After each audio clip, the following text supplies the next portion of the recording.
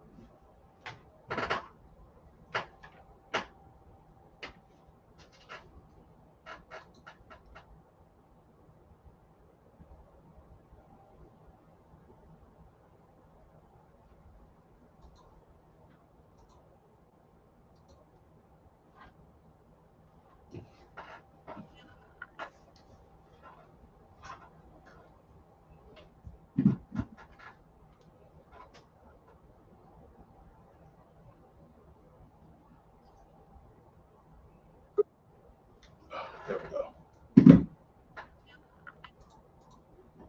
Okay, yeah, sorry about that. I was like, let me just go ahead and refresh the whole stream so it won't seem like it's drawn and talk, all this kind of stuff or whatever. Okay. Yeah. All right. So yeah, like I was saying before we came on, I wanted to I actually pulled up a couple different things. Okay. Um I wasn't sure what kind of direction we were gonna go with this, so there's a whole new everything. So I got Pop the Balloon or Find Love, Washington D.C. Also, I'm laughing over it. They got them all over the place. They got Oh, Pop the Balloon Atlanta, yeah. Washington D.C., Minnesota, Atlanta, whatever. They got them all over the place. So there's that. I don't know if you heard of this one, Kendra G, Oh, Singles yeah. Mm-hmm. very good show. I watch this in the mornings, and sometimes this is a really good laugh. So that's another option right there. I got Pop the Boom, Find the Love, New York, and I got this other one called Jubilee. Yeah. Jubilee does some really cool things. So you sound like you heard about it. This Mm-hmm. is who had plastic surgery. That's a really good. I love these. And then this one's Jubilee. Six girls. One is a guy. One's a guy. He's trying to fool him or whatever. So yeah. So what's your flavor? What are you thinking? Um. Yeah. Let's see. Wait, am I coming through clear? Because I don't know which mic is being picked up. Yeah, I can hear you pretty well. Okay. Um. Let's see. Um. We can go to Kendra. I'm Kendra. very familiar with Kendra G. Uh, that's singles live. She's got like an Instagram one and a Facebook one. Yeah, yeah. Okay. So Very, very hilarious. When I want to have a good laugh. okay. All right. So Kendra G. This is so from where I'm at with this one. I think I'm about 4 months behind. Um, Okay. yeah, 4 months ago. So all right, let's go ahead and give it a whirl. Let me know if you can't hear it. No, I can't hear. You can't hear. That's because I have it muted. I see the comments. I keep the comments up for now. You hear it now? Mm-mm. No, you don't hear it. Okay, okay. Let me see. How can I make this work? I haven't had that issue before. Let's see. I'm just gonna let me play a little bit of it.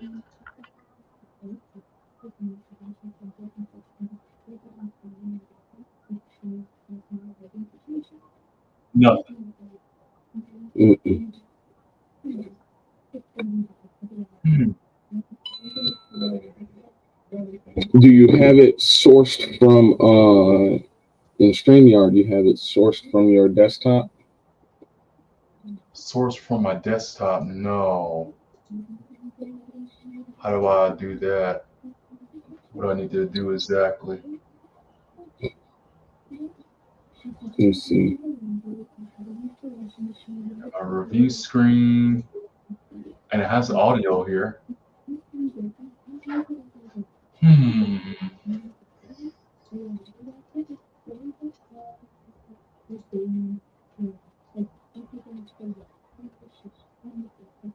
Audio. Anybody out there can help me to figure it out? Maybe settings, audio. Oh, you know what? It's got me coming through my. Wait, can you hear me? Any different? Do I sound any different? Oh, so you sound different now. Oh, I do. Okay. Okay, wait. Now Different that sounds. What's that? Now that sounds really clear there. Oh, okay. I got my freaking snowball right here, and it had me going through my computer. So let me try this. And see, that's why I was wondering if you could hear me clear enough, because sometimes I don't know if it's trying to go through the webcam, the mic, or my headset mic. So I got 3 different sources that it could be trying to pull my voice through. Okay. All right. Let me try now. You hear that? No. Wow. Okay. Okay. Wait. What just happened? I could hear something right at the end, right before you pause. I turned it off.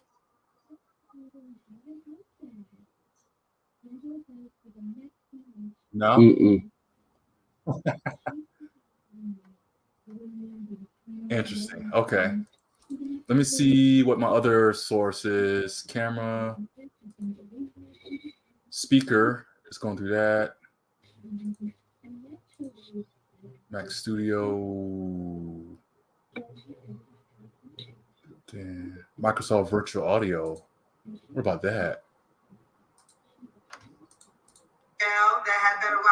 Oh, okay. You hear that? Yep. I can't hear you now. Yeah. See, I can hear that. Speaker. So yeah. Give me a head nod. Did you hear the audio? Mm-hmm. And you can hear me, but I can't hear you. That's crazy. Well, you probably need headset. Dang. It's because so what I did is I changed my speaker to the virtual. Let me try this. You have a headset? I cannot hear you still. So, you can still hear it? I can still hear it. You can hear it. Okay. But let me see if I change this. My microphone to this. Say something? Yep. No. Yeah, I gotta use my built-in speakers. Unless you have headsets. I can hear you now, but my headsets, huh? Mm-hmm. I don't think I don't have headsets like your. I mean, I have wireless, but like my Bluetooth headphones. Oh.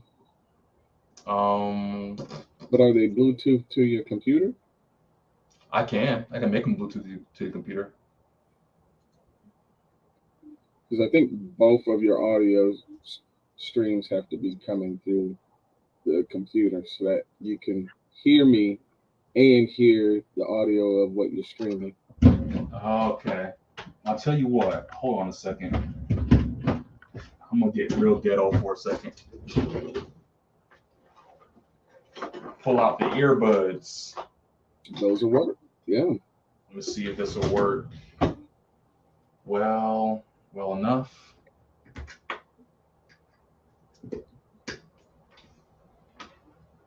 All right. It's better than nothing. So speaker. So now it's giving me the option. It. So say something. Okay. I can hear you. I cannot hear. Well, I hear you through my computer. Okay, but if I change it to this, what about now? I can still hear you. I can still hear you. Hear anything from you? Oh, say something now. I can still hear you. Okay, I can hear you. Now let me see about the. Can you hear that? Yes, I can hear that. It sounds like it's in the background though. Okay, so I can hear it as well, but you said it sounds like it's in the background. So Yes. it's probably coming from. Man, this is crazy. Yeah, yeah. It's the figuring out pains. Yeah, yeah. So it cannot come through.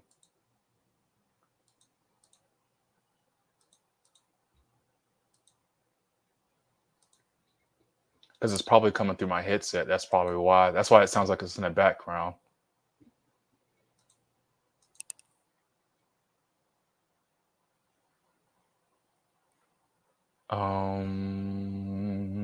Is it like you can hear it though, right? I mean, is you can hear it pretty like clear enough if I play it this Yeah. way? See if you play it again. Let me start over because I don't want to get too deep into the whole thing. Okay.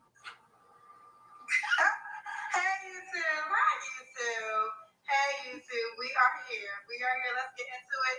We are here. I know I'm a little tardy for the party. Okay. All right, let me do this. Let me add Okay. the link. All right. And then I'll run down the Cool. rules. In the meantime, So, and you've said you have some experience with Kendra before, right? Oh yes, definitely. Okay. Comedic gold. Comedic gold. Okay. Okay. I'm laughing already, man. I'm ready for this. I'm ready. All right. So yeah, just whatever thoughts. When you're ready for me to pause, I'll pause. Okay. All right. I need some popcorn for this.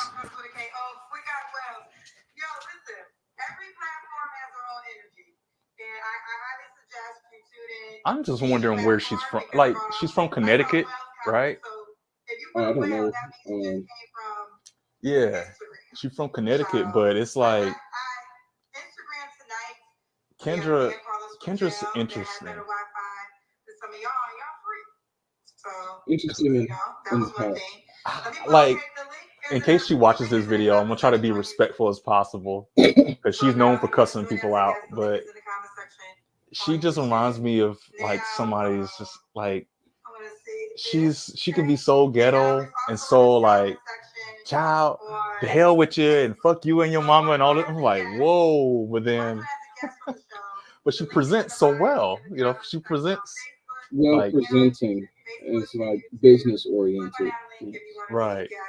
Mm-hmm. YouTube as well. It's in the comment section, and I think they're. All right, I mean, that's like if you're really good at code switching. There's one way you talk what people you're comfortable with when you're around family and friends. Yeah. And then there's another way you talk when you're, wanting to be business formal.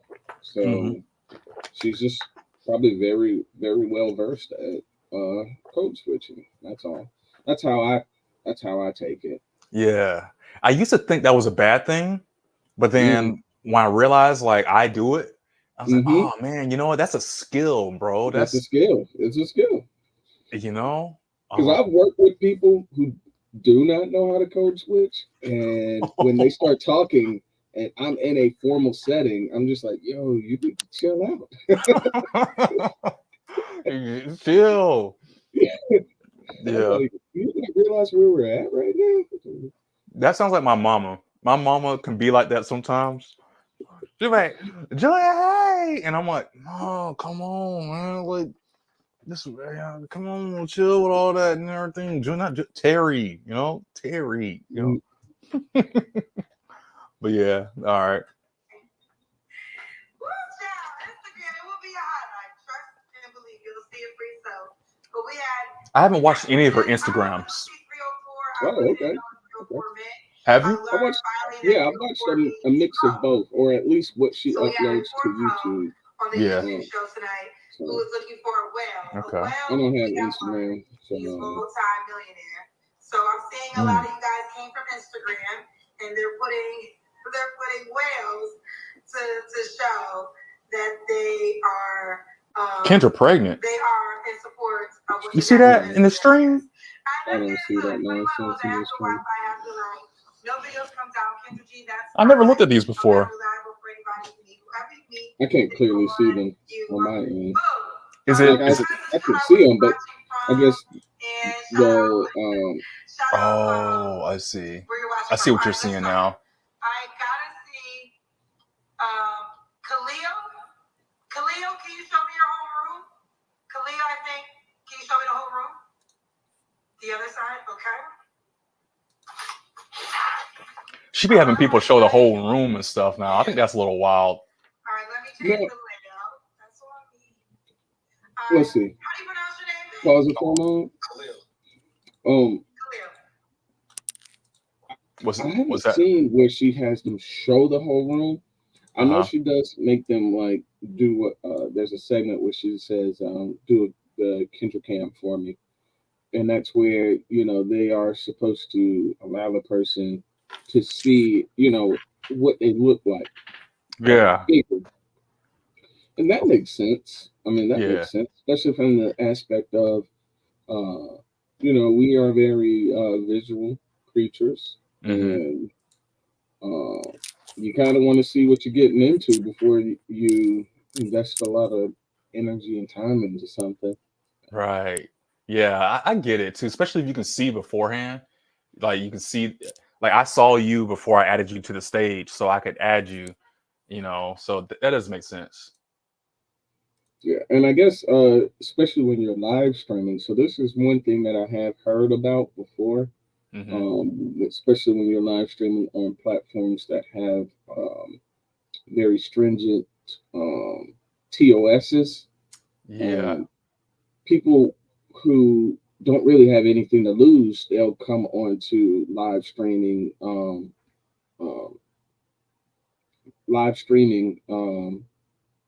platforms, and they'll do something that'll violate the TOS so that the person gets demonetized or gets a strike or a ban.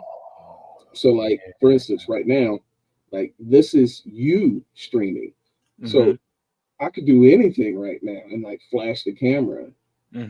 You will get hit because you were showing nudity. So sometimes they'll say like, hey, let me see your room, let me see what you look like, or before you come on camera, I need you to cam up first. I'm not going to bring you up on the platform until you cam up. And so, and then sometimes, people will be like, hey, yo, share your screen with me. And then they'll go to share their screen and then when they jump on and they have the screen share, they'll put something up that'll violate the TOS so that, the person then has to either completely take down that entire video and can't monetize anything from it, or, will suffer some type of consequence for having broken the TOS. So live streaming is, it's risky sometimes. You don't see too many content creators bring on outside people. That's a good way. I didn't even think about all of that too much. I know from the person's point of view, but not the guest's point of view. Did not even think of that. Okay. All right. Khalil, where you calling me from, love? I'm calling you from Macon, Georgia. Macon, okay. I know where that is. That's Middle Georgia. I'm 32. 32? What do you do for a living? Have you ever looked at someone, like, especially on like these kind of shows, like, and very much like a lot of these new pop-up dating shows? Have you ever heard someone say they age, and then you looked at them and you're like, what?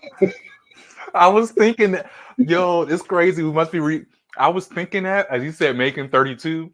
I was like, man, he showed. I don't know if it's just me getting older or if it's just the people that we were watching getting older, but he 32. He looked like he 42. Yo, and I'm just like, there's no way. And I'm looking at them in the face, and I'm looking like at their mannerisms and things. I'm like, Mm-hmm. yo, like, am I, like you said, am I getting just way too old the way I'm looking at people? I'm like, there's Yeah, no way. it's like time has stood still for me, and I'm like, okay, I'm 35, okay, and then I see another 35-year-old. I'm like, dang, you Like, life, aged badly. Like it just hit you a couple of times and ran you over and did donuts on you and all kinds. I feel like I'm in park. That's just yo, me. I don't know, man. Maybe it's the hair, it's the clothing, it's like everything all together or something, right? That makes it look like it ages you or de-ages you. I think, mm-hmm, like you're saying, the mm-hmm. mannerisms and stuff. Yeah, just a lot of little small things like that. Where when I hear someone's age, and I'm looking at them, and I'm just like, there's no way. Like, what did life do to you different that it didn't do to me? Goodness, or at least my perception of it. Like man. So I will say this. I remember back in high school, and I keep thinking about track. I think about track and even sports in general. How there was some people like we're like 16, 17, and they are also 16, 17, but they got like they're grown like statues. It's like they look like grown men and grown women in high school, and they can dunk, they can touch the top of the goal, the Hmm. whole goal pole. They can run like the flag. It's like they're just big and huge, and it's like, how are you built like that? Like my arms are like this. Your arms are like twice that size at 17. Yes. I used to think like, it's like you look so old. Why do you have so much hair on your face? Like you're just grizzly at 17. It's just not right.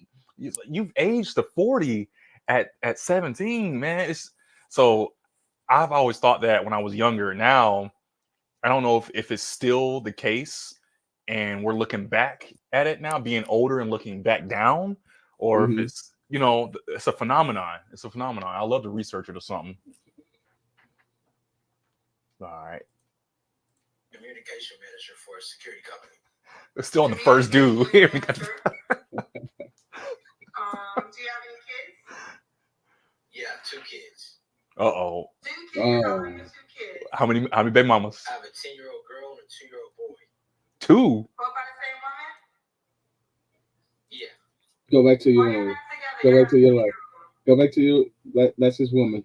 Go 2? back to. Bro, if I had a 2-year-old with any woman, let's say not even married, like, oh, how you doing? And then I have a baby with you, 2-year-old. I couldn't walk away from that 2-year-old. I don't know. Maybe this is me. I don't have kids. You're a father. You have kids. Maybe you can tell me, but I just couldn't imagine with my 2-year-old being out there thinking about anything else. Yeah. You know.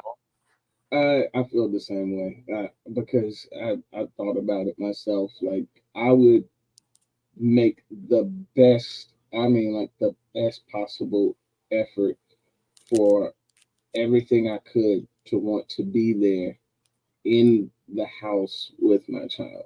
Right. Like, because I want to see them grow. I want to be able to influence them. Mm. Like, I want to be able to like instill certain practices in them, certain ethics, morals, things of that nature. That just like seeing them on the weekend or like every other week, like that's got to be rough. Like, Yeah. just me personally, like I just knew that I wanted to see them Like I want to see them growing up. I want to hear them. I want to, know what's influencing them. You can't really do that well when you're outside the home.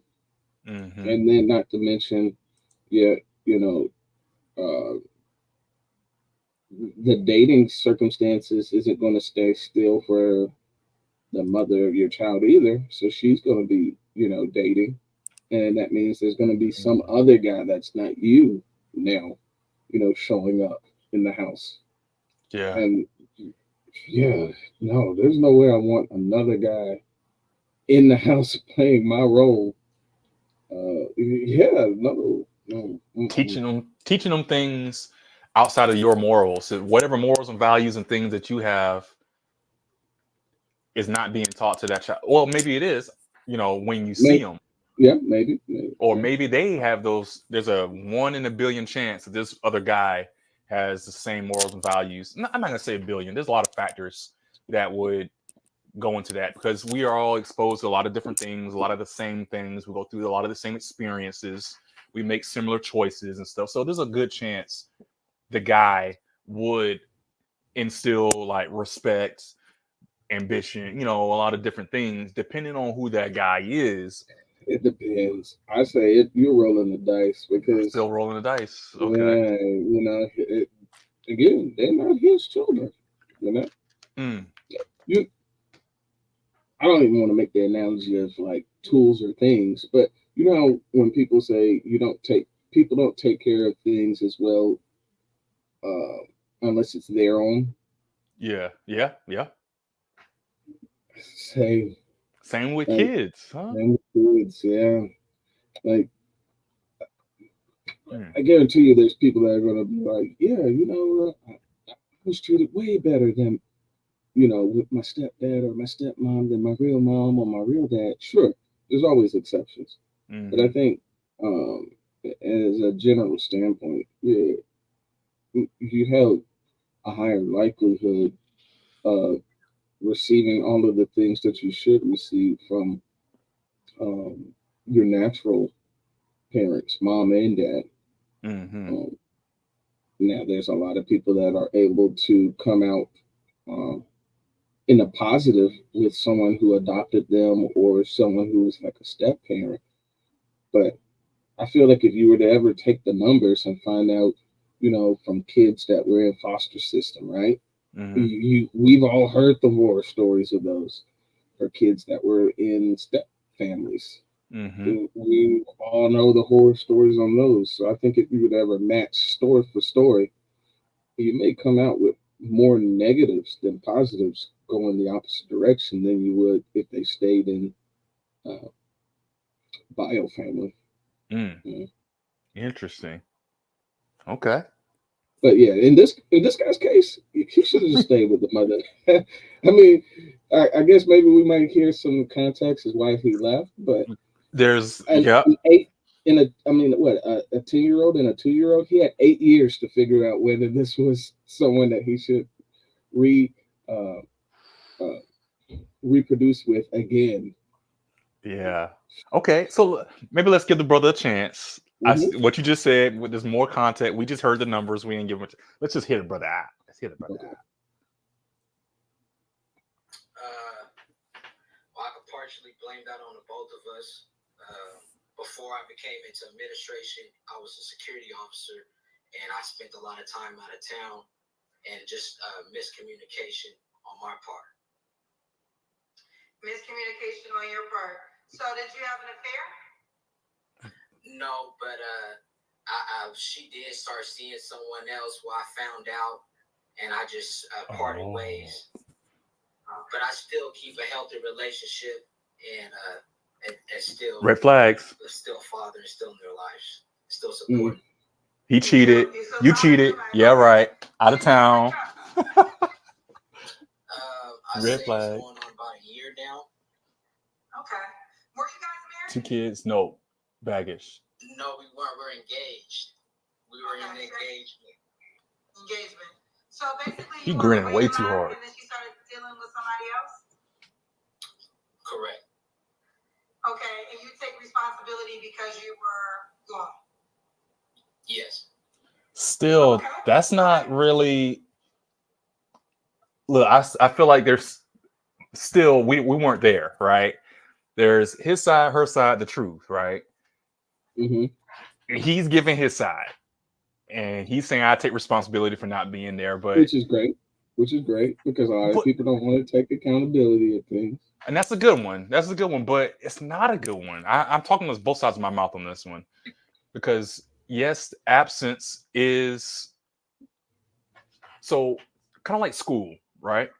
I've always had the understanding that school could fail you for something because you didn't participate in class, right? And Mhm. even if it's military, I always understood. I was like, you know what? I wasn't there physically. I wasn't. I mean, sure, if I could do the material overseas or do it over in my own time or whatever, whatever. But the fact of the matter is, if you are not physically there, you are absent, whether it's for a good reason or for a bad reason. If you are at work, if you're traveling, if you're sick, if you're disabled, whatever the case, is justified, but you're not there. So I get it. And I've always understood that when it came to like school and stuff. And I understand that also from both sides when it comes to relationships, because yes, I can say, you know what, dear, I'm going to deploy for 4 months, for a year overseas. Wait for me when I get back. I see you, and you leave. So yes, it's like, man, okay, I'm gonna hold you down. I'm gonna hold you down. But at the same time, it's like, damn, you are gone for a year. That is a lot. And that's where I can see from that side what he's saying is like, y'all wasn't there, so she kind of moved on. Basically she moved on to another guy. Hmm. And Yeah. I Yeah. hate that. But at the same time, it's like, wait, so is it justified or is it not? Because we're saying for a good reason, but then now we're saying she also had a good reason too for the same reason. No, no, no, no. We're just saying we understand how it came about, Hmm. and he's taking notice, right? Hmm. He's accounting for how it occurred, how it came about, and reflecting on, okay, well, following this situation, how can I improve the chances in the next relationship?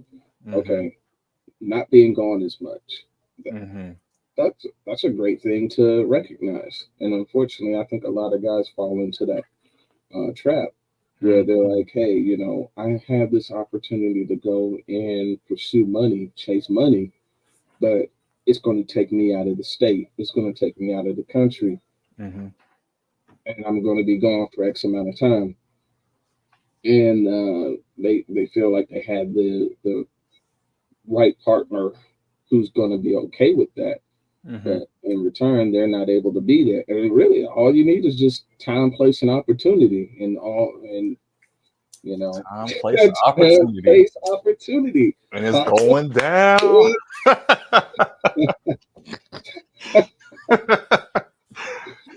Hey, and it's and going down. It's going down. Time. and Okay. so the other guy, he's got a leg up on you because he knows about you, right? You Mm. don't know anything about him. He Oh. knows he knows you're gone. He knows your Ooh. situation. Ooh. He knows when y'all are on the outs. He knows Ooh. when you get something. He knows when you're not doing something right. Isn't there? I feel like this sounds like a '90s R&B song now. It sounds like a Joe song or a Usher song or something. Oh, I can tell you a Yeah. lie because you said crying, stutter, stutter. You know what I'm saying? It's like, golly. And Um, so, yeah, he's got the advantage, and he doesn't have to do anything. He's just there. oh, He's just there. He doesn't have to pay no bills. He don't got to go and pick up the kids. you ain't got to pick up the He, kids.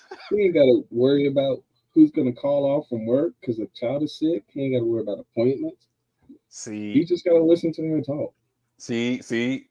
Okay, now you going to uncharted territory. No, you going to some muddy waters here now. What we're going into talking about the other boyfriend number two. What we want to call it. What was it? That's a song for all of it. Have you noticed a song for everything? Was it Pleasure P, boyfriend number 2? You know, like you're saying, that's crazy. It's like you be the main dude doing all the work. All of it. You gotta smell the bad breath in the morning. You gotta pick up the clothes. You gotta wash the car, pay the bills, wash the dishes, go to work, come home, hear the nagging, and then he's the one getting the booty. He's the one. He just come in and just listen to a story or two. What is it? What are you? You know what? We can't do this. We can't do this. This is too much for a Kendra show. Yeah. We're not even 5 minutes in. Chasing the dollar. and you and me both know, especially the environment. Military. Hey, that's why a lot of military divorces are like at a all-time high. And you got certain career fields where guys are gone for so long, or women now, and the spouse is just at home. The NCO clubs, man. Like, they got the whole marching chant about Jody. Oh, Jody. You know about Jody. Oh, poor Jody. Yeah, the Jodys. Yeah, I remember them. Oh yeah. Okay, let's see what else he got to say. It's no better than the last guest you had on your Instagram show that's in jail. You can't get in contact. You got your man to go outside and I'm way across the other side of the country. That can cause issues. Well, listen, I think you're free. I think you have a one-up on the guy in jail. Oh yeah, most definitely. He's lying for that, brother. He's smiling. He got your girl, so I mean, he gone full. Yeah, he got him on the way. I told some women to date a broke short man before him in jail. They won't listen to me. They gonna hit him up. They gonna be in that jail line. Yeah. Kalia, one more question. So where did you go across the country? So I want to understand more. You said you were across the country. Yeah, I worked doing security for Raytheon at a DoD base.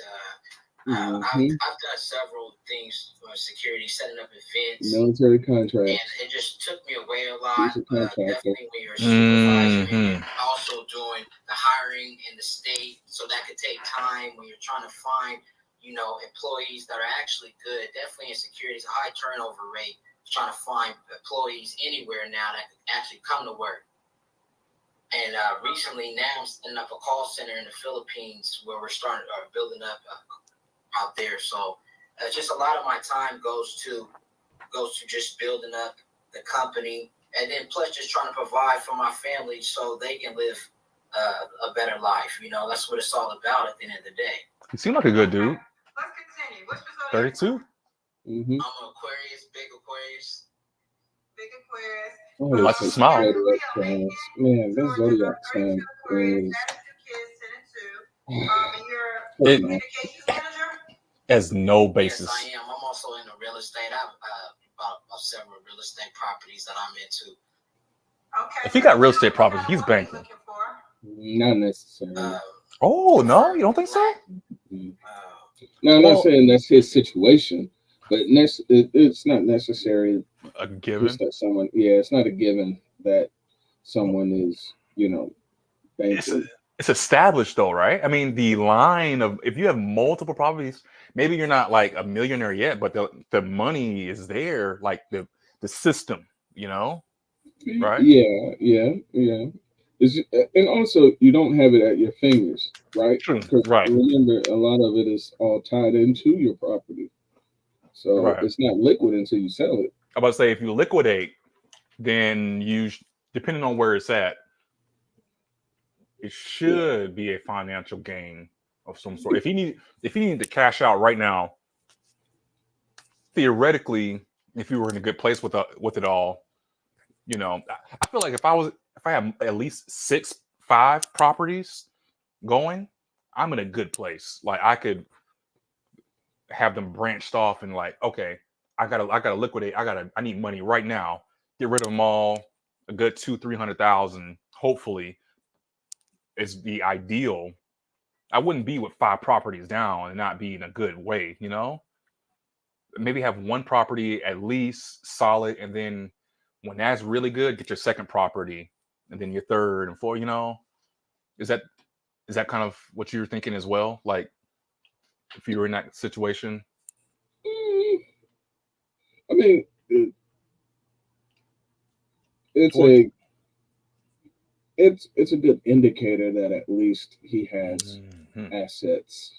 Yeah.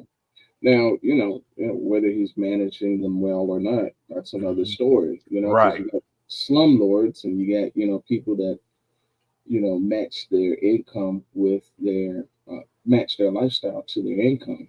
Too, so. True. Okay. Someone who's attentive, Feminine. She doesn't got to make a whole bunch of money. Someone that's caring and just real, carries a good spirit about herself. A woman of God. I would like woman of God and some kind of God. and a carry her. I have a pause. I gotta charge my phone. My phone is That's crazy. Usually I have my phone plugged in, but I've got to do it. So I want you to continue. What are your deal breakers while I do this?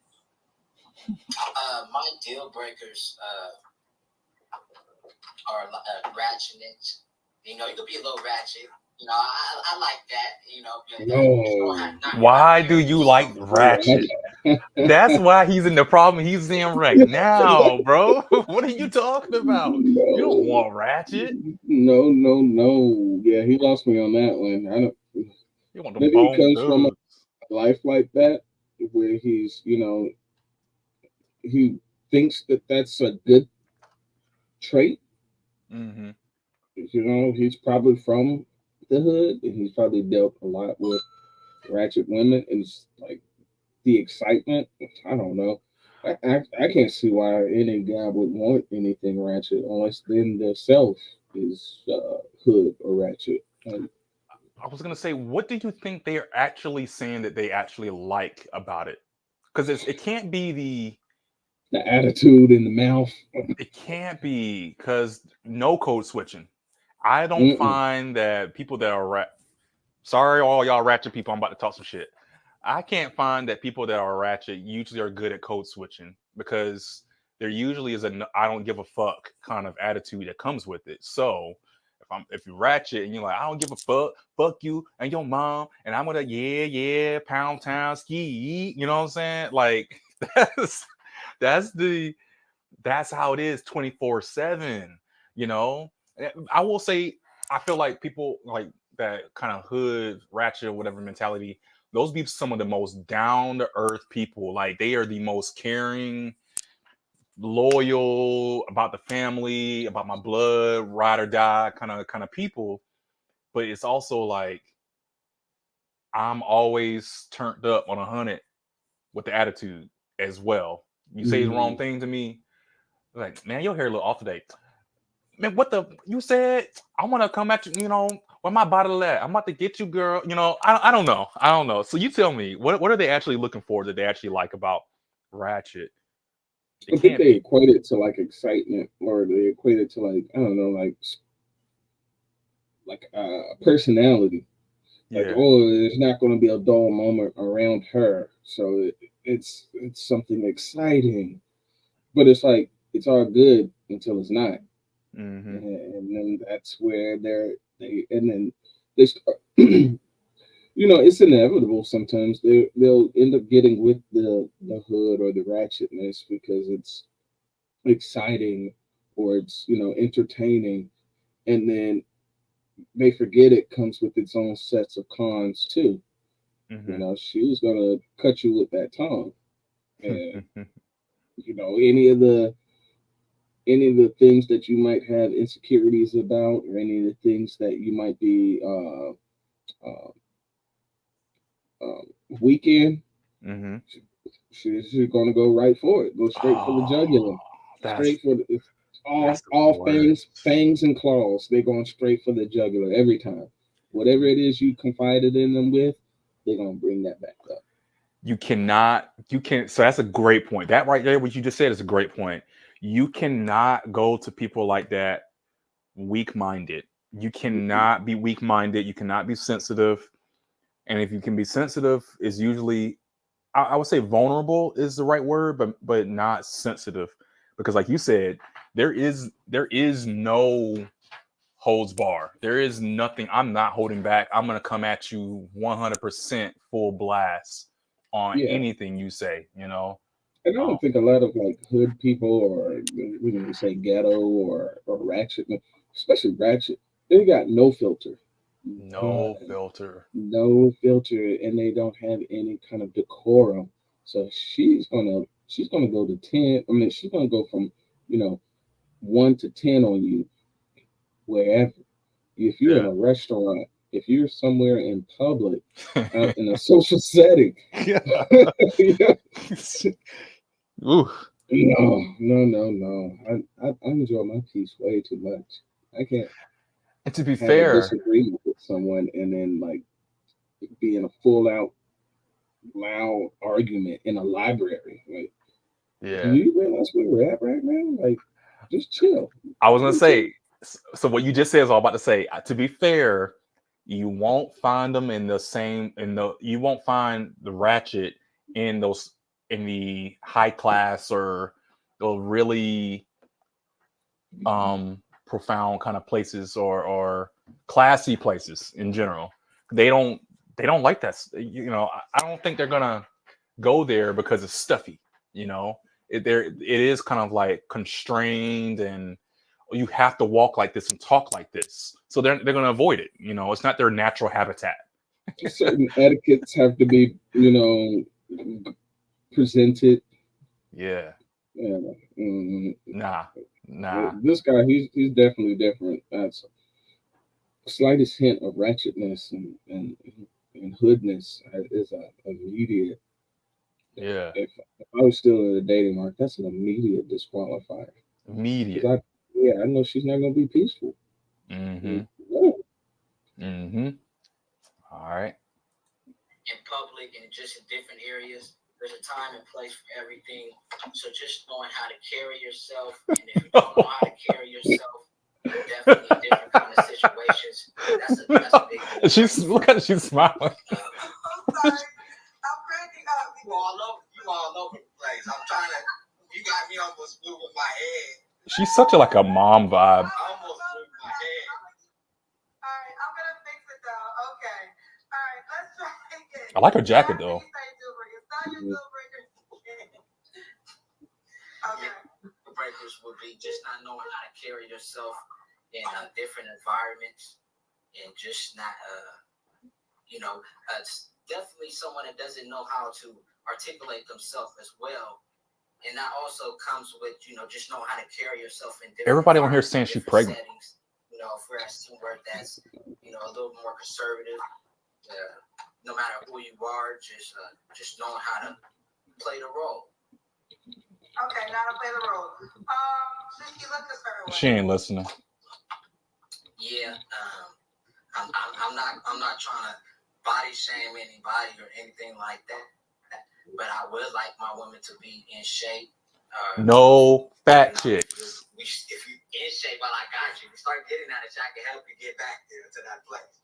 But I would like my woman to be a little bit in shape, not too overly big. I'm not too big of a guy myself, so I don't want to be picking up nobody, extremely big.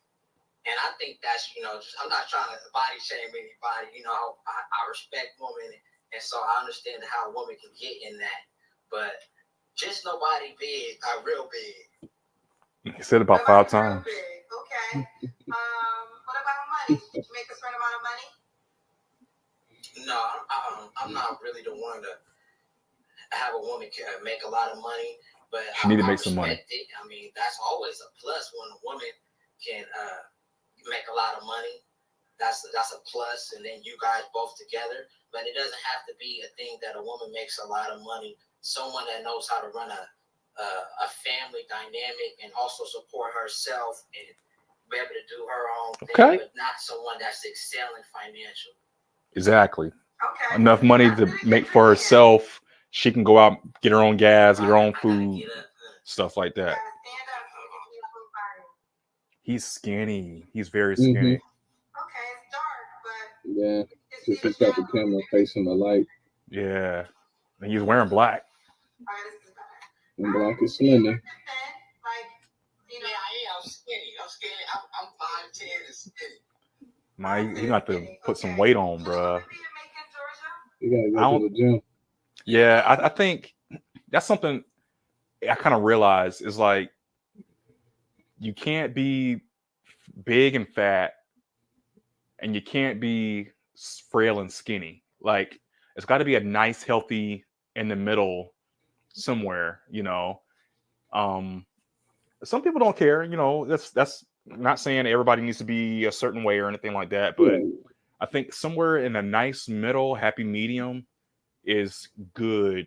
It's a good place to be, you know, because even some people equate skinny to being healthy, and that's not always the case either, you know. I mean, too, depending on what culture or location. Yeah. Some people equate overweightness as being healthy because the lack of food and the lack of resources.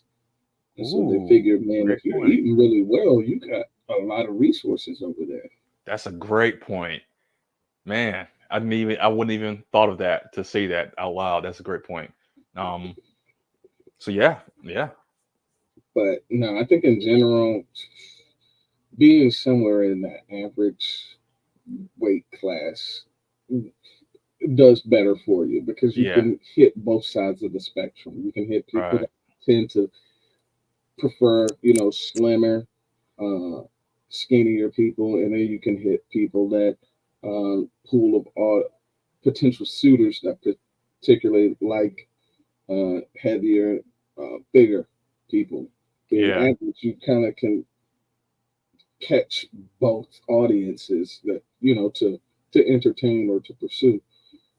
Right. But if you kind of end on one extreme of the spectrum or another, I think you limit a lot of the people that are potential suitors, or you limit people that you can potentially pursue. Right. So you kind of, you know, you box yourself in. So a very, very slim demographic of people. Yeah. Okay.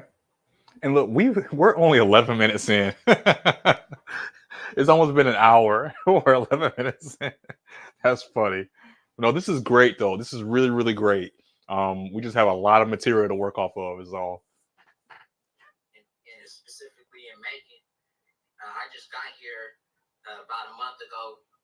It's not too many suburban areas where I live at. Have you been on the show before? Yeah, I had an afro. Remember they was calling me Little Fizz. Oh, I remember that. So what's the update? So this is second time. Yeah, my update is that I got my hair braided. They were trying to tell me I wasn't in my office and everything. You were here before. So was you on with me? Yeah, I was on with you, and I remember my earphones wasn't working. She don't remember you? No, I don't remember all of it. So Yeah, now let me ask this. So did you get any women that reached out to you? Little Fizz. I never even checked. Why didn't you check? Bruh. What's going on with these people? What is this? Wow. I'm gonna come to a dating show seeking a potential mate, and then not check on any of the messages to see who reached out to me. What? He's so serious. I gotta hear why he didn't check. Please tell us why you didn't check. Please, please, please. Let me rewind it back just a little bit. Man. I never even checked. Why didn't you check? Matter of fact, where my phone at? Oh my goodness. You're on your phone right now. Yo. Oh my goodness. I never even checked. Let me check right now. What's my phone at? As he's holding the phone. Oh no. Yeah. Oh boy. Unless he's on a tablet or something or a laptop. Probably. I understand that, kid, but the short amount of time that I was on the show, then I didn't really get to talk to anybody, and I didn't even get to answer any of your questions because my earphones wasn't working. Here, but I didn't do the full interview. No, I didn't think I was on the show. I think we were just backstage, but I guess I was on the show. What? Did you talk to me? One thing I got to say was, hi, you kept saying you can't hear me, then I was disconnected. God, so he wasn't on the show. Okay, all right. Okay. Wow. He's misunderstanding. Mm-hmm. Absolutely, definitely. If I got somebody, is he high? He's high. I'll check him out. Okay. When was your last relationship? My last relationship was a Sounds like a year ago. It was a year ago. It was when I broke up with the mother of my child. Yeah. Okay. You don't have to The 2-year-old. When's the last time you was intimate with someone? God, tell us, brother. 3 months ago. Bruh. 3 months ago. He working on the next one. Why would a woman be like you? Well, 3 flaws you have to work on. 3 flaws I gotta work on. See, that's a trick question, right? And she gives them an out by saying you don't have to answer this question. I hate so that. That's the out. And really, you should not answer that question. You should? You shouldn't. Because because any answer that you give, I think is always a wrong answer. The last time you were intimate with someone. Mm-hmm. Just think about it, right? Because if you tell me last week or yesterday, why are you not pursuing something with that person? Yep. Right? Now, as well, if you told me, a year ago or a year and a half ago, I'm probably not going to believe you. Or I'm thinking, what's wrong with you?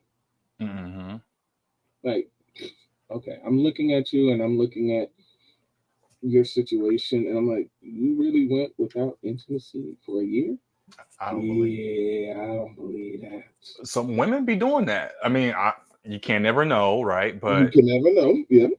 It seems like there's women out there that be going years without doing anything. You know what?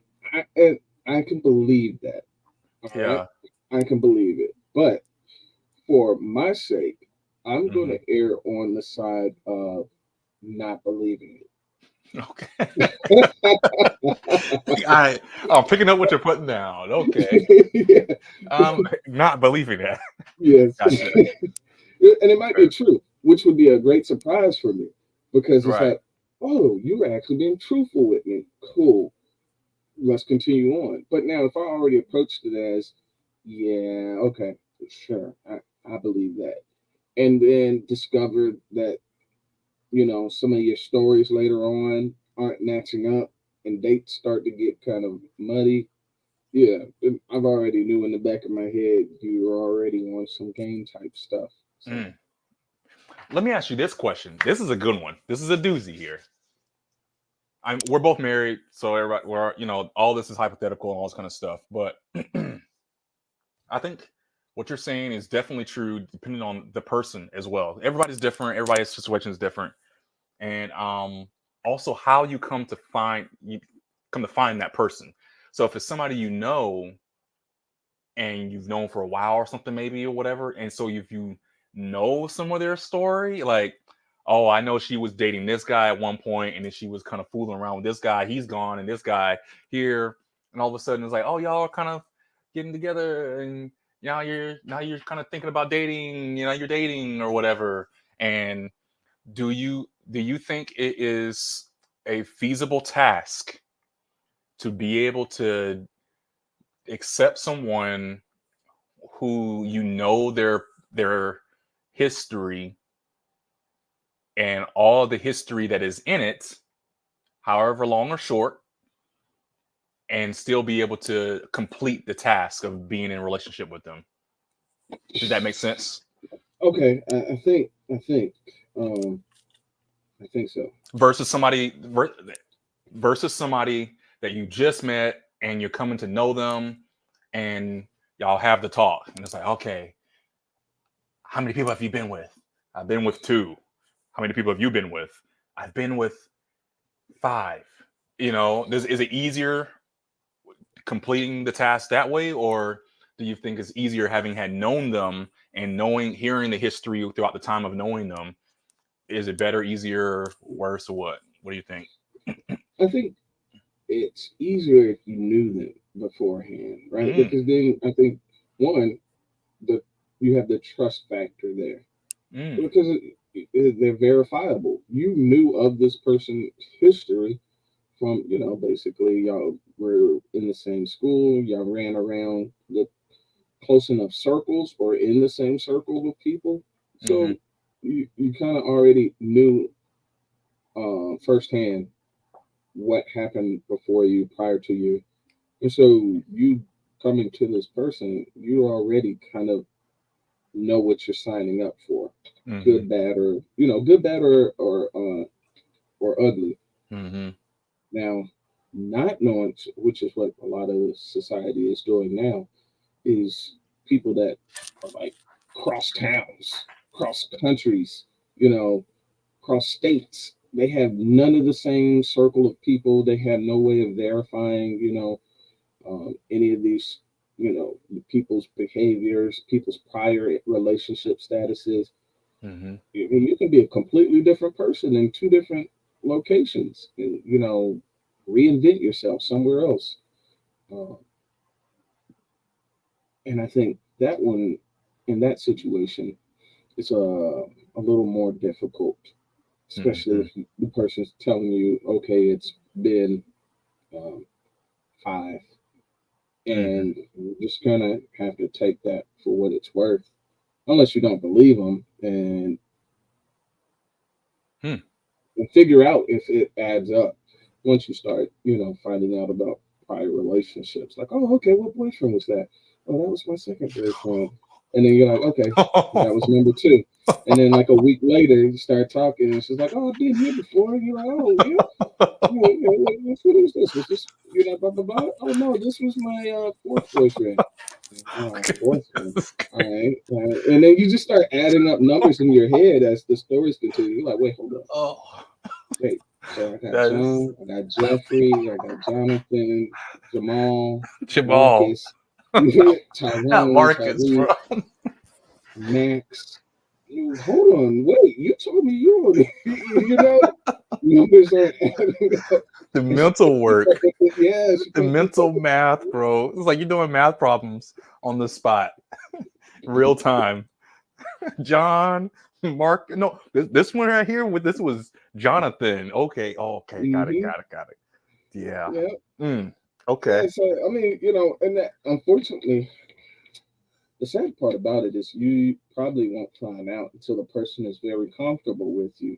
And by that point, you probably you may have feelings for the person and like them. So that's the game. The game is to get you to like me as much as possible before I give you the information that you're seeking. Okay. You just gave me an idea. For another type of let's talk that we can do. I have a feeling we probably can only, I don't know how long you have that you want to do this stream for. We barely got through this first guy. He's almost done, but there's still more. But the idea the idea I had was for Reddit. Do you frequent Reddit threads? I don't frequent Reddit, but I do delve into it just here and there. Reddit gets real dark, so I try to stay out of it. Exactly. That's why I was like, yo, what if we did a let's talk on Reddit stuff? Because people be having some crazy things to say on Reddit, man. Yeah, Reddit is too wild. And I'm like, we could do a let's talk Reddit thread, and just some of these things we're talking about. It's like, how do I know if she loves me? You go through the Reddit, and first it'd be the stupidest questions. Man. And then be some people in there with like some real good zingers, real good insults and some real good advice too. And I've been finding myself like, I agree with that, or no, there's a fallacy in what you're saying. It's not based off the correct idea. It doesn't have a good basis, so the rest of the argument is off. So I mean, we could. I might let me think about it. Let me figure out the dynamics around how to actually do it, and then maybe we can pull it up for a stream one day or something. Okay. All right. Better communication. 2, drinking more water. 3, I guess say getting out more. All right, and getting out more. Why would a woman be lucky to be with you? Seems like a good dude. Overall. Be lucky to get with me because I know how to cook. I travel. I'm financially stable. The money. I would say the money. I'm black. Hey. I'm packing. You're packing. She's like, hey, I like that. You gotta add that in there for the ladies. Sorry to be Ladies, so you won't be disappointed. And most of I'm just an overall a great person. I'm an Aquarius. People that know Aquarius know a little bit something about them. We're just fantastic people to be around. I'm a great American. He's a great American. All right. Why would a woman be? Oh, that's why a woman be lucky with you. What's the age range you would date? You're 32. This chain is my dating age range will probably be like 25 to 40. Okay. 25 to 40. Yes. What? I mean, so it's a good range. No. 7 down, 8 up. What? 7 down, 8 up. Bro, no. No? What's wrong with it? No. 25, she's still young enough to live and have kids, right? 40, maybe he's already had the kids, so he's done. Okay. And she's matured enough in her life. She's not like the young girl who doesn't, how it is. They don't know what they want. They all over the place and stuff, and they're trying to figure themselves out. They're wild or whatever. 40, she's like, I'm done. I'm just want somebody to spend some time with. I hate that. That just sounds really bad. What? Why is that bad? I hate that you'll hear it. That's one thing that always gets me when I'm listening to like Kendra G or I'm listening to a lot of these other like dating podcasts. Mm-hmm. When they go to ask the woman like what it is that you want, what is it you're looking for, they always make this statement, and this statement will always stop me. Like, if I was still out there dating, you wouldn't even get considered for something serious. And this is the statement: I am done with X. Like I'm done with the players, or I'm done with the drug dealers, or I'm done with the hood guys, or I'm done with playing around, or I'm done with being loose or free. She's already done it. She did it. She already, exactly. That means you've done it. She's been ran through, or she didn't had it, or yeah. That's a no-go. That's a no-go. Okay. Yeah, I will say that's something that I look at about my own personal point of view growing up and my experiences and all that kind of stuff and my own personal values and stuff. And I'm like, I try to put myself an empathetic point of view, and I try to put myself in that place. If I was a woman, what would I do if I was 18, 19, 20, or whatever, 40, if I had kids, didn't have kids, what is that experience like? What is it, all those things, dating and all that kind of stuff. And from a man's point of view, I know growing up, we grew up in the same, your mom, I love your mom. She's awesome. Your mom has the same values as my mom, same values. And I know we were raised in the same kind of households and same mindsets, I think. And I think we're similar people. And with that being said, I feel like you can relate to me saying that grew up in a very great childhood. I think got to know all my family, got to live in a crime-less environment, lots of friends and people around me and all that kind of stuff. I think I had a path that allowed me to be a very modest yet outgoing kind of person and all that kind of stuff. And I look at women and I'm like, okay, I kind of expect these kind of things. I expect a woman that wants to have kids and wants to get married, wants to have fun. You know, everything that I expect from the way I grew up is what I expect from them. But then that's not always what is given. You know what I'm saying? Especially when you go out into the world. If you stay in one place, sure, you're going to get what you've grown up with. But when you go out of that circle and you go into the world, you realize people are raised in different ways. One parent house homes, crime, domestic violence, assaults, and all this kind of stuff. So it shapes their experiences, and then their values change. And now they go out and they do have other experiences that they date differently than what you expect. They give differently than what you expect, and all that kind of stuff. And I had to learn in my own mind that just because in my mind is not what I wanted or expected doesn't mean it's wrong all the time. But from my morals and values and the way I grew up, yes, it's wrong. To me, it's wrong. You know, having kids out of the wedlock is considered wrong in our faith and all that kind of stuff, and our morals and values. Correct? Mm-hmm. Black and white, very easy. You go out into the world, and then, you know, you talk to any religious person that grew up in the church and really speaks the Bible very, very fluently. They'll tell you the world, you're not supposed to go out into the world and let it shape you, you know, all kind of stuff. And there's a lot of dialogue about that.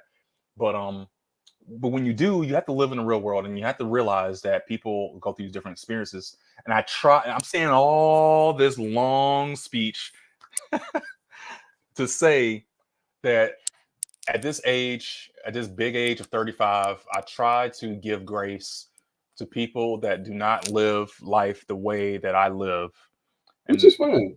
I think you can do that. Yeah. But for a wife who has to be partnered with you, you'd rather want someone who's equally yoked. Equally yoked. Try to find someone who's got all of this, comes with all of this extra usage.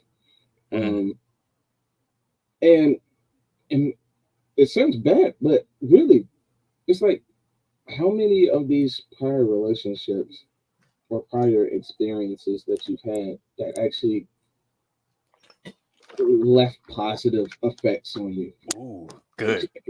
Right? Yeah, good question.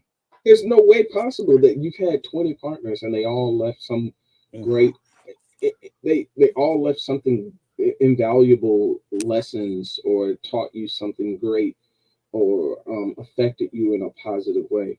Yeah. There's no way. That's not possible. So if they're not affecting you positively, that means they're affecting you negatively. And more of those experiences leaves you a more jaded and a more negatively influenced person. So can't do it. Not for something serious. Not for, no. If this is like a part-time thing or, you know, summer fling or jump off, cool. Yeah. You're not jump off. Yeah, you can't be number one. Yeah, that's very true. Man, but if you go on some of these other pop the balloon shows, have you seen the Arlette ones? Have I told you Arlette Amuli? We'll have to do one of those. I tell you what, the next time she comes out with a pop the balloon, I'll save it and we'll watch it together on here. Okay. The last one that had the women on it, the whole lineup of women, I think if not all of them, maybe one of them didn't have a kid, but the rest of them, all of them had at least 2 kids, and every kid was by a different guy. There was one girl, she looked attractive. She was very attractive. She was tall, wearing orange. Orange is my favorite color, you know what I'm saying? So it was like, okay, definitely stood out. But then she was 34. I was like, okay, Okay. And she had 3 kids. I was like, whoa, 3 kids. Yeah. And I don't think she was never married. Mm-hmm. And 3 kids by 3 guys. You know what? So there's a hot take. I think there are levels to single motherdom. Right? Okay. And just being a single mother. So when people say that that's a disqualifier, I say there's more context to it. And disqualifiers are based around how did you get into that state of being single mother? Okay. Right? So I think if she was married and something happened to the spouse, he died tragically, natural causes.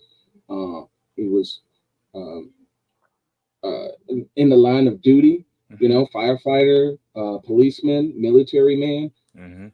Those type of things. It's like, I understand your situation. And now if you are the person that meets all of the other requirements that this guy is seeking, I think he's okay with signing up for that situation, because it shows that, one, you required the previous man to be committed to you. Before you even chose to give him one of the highest honors you can, is present him with a child. Yeah. At the risk of your own life, right? Like they always talk about, like, Black women and women have like these high chances of morbidity in childbirth and all of these complications. It's like, you're risking your life to bring a child in the world. The least you can get out of it is commitment, right? You didn't require that from the other guy. No. And then be on the show looking for the 4th guy. No. I want what he had. I want that one. I want that when you were 29 or 25 and before you had your first one. I want that level when you were still open. And then here's a kicker to all of that. What I just told you is 34. She's on the show. So we're going through all what she's talking to the dude. 34, 3 kids by 3 guys. The first guy died. Okay. That's fair. But it's that number 2 and number 3, right? And she did match with somebody, but she asked him right off bat, how do you feel about celibacy? Nope. And so he was like, well, no, whoever you are, it's okay. When I meet you, that's how I meet you, and I'll accept you as you are. I was like, okay, good answer. And then she was like, so how would you react to something when you couldn't get, I couldn't give you something you wanted? How do you react? I was like, so she's like, hello, she's telling you that she done had her kids and she done had all the sex and she's done having sex. She's not going to give it to you, and she wants to know how you're going to react before she doesn't give it to you. Are you okay with that? And he had kids, and he was older. He was like 40 or 42 or something like that. So, but I'm not 42. I'm not in my 40s, so I don't know if like you stop having sex once you have kids and you're 40 or something. But you're gonna be 40 soon. So. That's just a wild question to come to the dating market, right? To come to the dating market and sexually act like, I see the evidence. I see the evidence. I see the evidence. If you came to the dating market without the kids, okay, all right, I might entertain the idea of your celibacy. Yeah, a little more serious, but you did it 3 times at least. at the least. At the least. So no, those are just. I see them. I think they're coming from a good place, but I think it's too little, too late. Too late. I was thinking too late. If you said this when you were 20, okay, I'll grow with you. You grown. You done gave it away. Why are you holding it away now? It's not like it's. You know, I'm not even gonna say that. I'm not gonna say it. I'm not gonna say it because I don't know what it be hitting on or what it be like. Maybe after 3 is, No, maybe after 3 is different. I don't know. to your person, it still remains valued, right? Sure. Because you Okay. got so much built into it. But to the open market, why? Like, why would I sign up for that when I can get that? Like Well, you're competing. You're still competing because you're on the open dating market. So it's like, I- and then they always say like the maturity level, the maturity level. yeah, Okay, yeah. I can find a mature 25, 26 Oof. year old. Dang, I was just about to make that argument. It's like, well, maybe that's the not sleeping around, STDs, maybe asking for the commit. Like you're saying, I should go for the commitment. Well, I'm going for the commitment. Maybe that's the I've after all these experiences, I'm on the right track now. I'm playing devil's advocate now. I, Yeah, I after understand. the ex- after the experience after these experiences, I learned my lesson. Now I'm on the right track, and the next guy I meet, I want to give him my soul and mind, and then my body. Okay. That's cool. That's cool. But unfortunately, we are human, right? Like, give that to God, Yeah. not me. Give it to God. Not me. Oh, okay, okay. Yeah, yeah. I mean, I because again, we're all human. So I'm still looking at that as, is this a good deal or not? This is a good deal. And that's God not a dang. good deal. Sounds It's like a not. it sounds like a car. It sounds like sticker price versus pre-owned. You want me to pay retail price. I'm clearly looking at something that someone else is pre-owned. And So, oh no. And look, I want this to be on here. Okay. All right. I want to make this clear that I'm not just talking about women here. Okay. There's guys too. He's got two babies. He's got a hmm 2-year-old and a 10-year-old. Yep. And he's on here looking for the third. So, hmm guys too. And you know what? Unfortunately, again, a lot of context is probably needed, right? Yeah. Yeah. I wonder if when he was going out on the West Coast, that he himself was staying, on the straight and narrow. Because if he wasn't, I'd say, look, y'all can figure the thing out. You did your dirt, she did her dirt. Go and get your family back and get out of the dating market. Get Yeah. out of the dating market because you got kids in a fatherless household, um, and you're their father. Go back to them. Yeah. Yeah. Now, if she was just out there doing him all kinds of wrong, and he had no other than just chasing money, and he had no other faults that contributed to the situation, Uh-huh. that's a little tougher. But if he knows for a fact that he was doing his piece and she was doing her piece, then they two deserve each other. Go and get your family back. Get out of the dating market. Mm. But don't go Okay. and try to get another person and Okay. contribute to the epidemic. Right. All right. Let's see what our brother has to say. Yeah, kids. Yeah, I got my stepdaddy license. That's good. I like Do you that. want more kids yourself? I do. I want another girl. Okay. One other girl. All right, let's do it. Khalil, Macon, Georgia, communications manager, also real estate, 32 Aquarius, 2 kids, 10 and 2. He admits that he messed up in his last relationship, but you're ready to do better. Absolutely. All right, how could the woman reach out to you? You got to check your DMs. Yeah, my name is Khalil Judy. You can find my name on Facebook as Khalil Judy. Instagram, I believe it's Quiet Storm. I do have a TikTok. It's Mr. Judy. And the best way to probably contact me would probably be through Facebook. Facebook.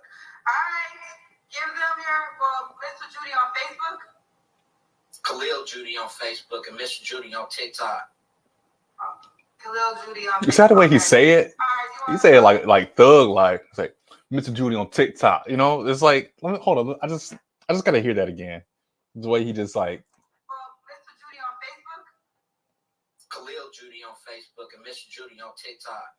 You know what I'm saying? It's not like it's.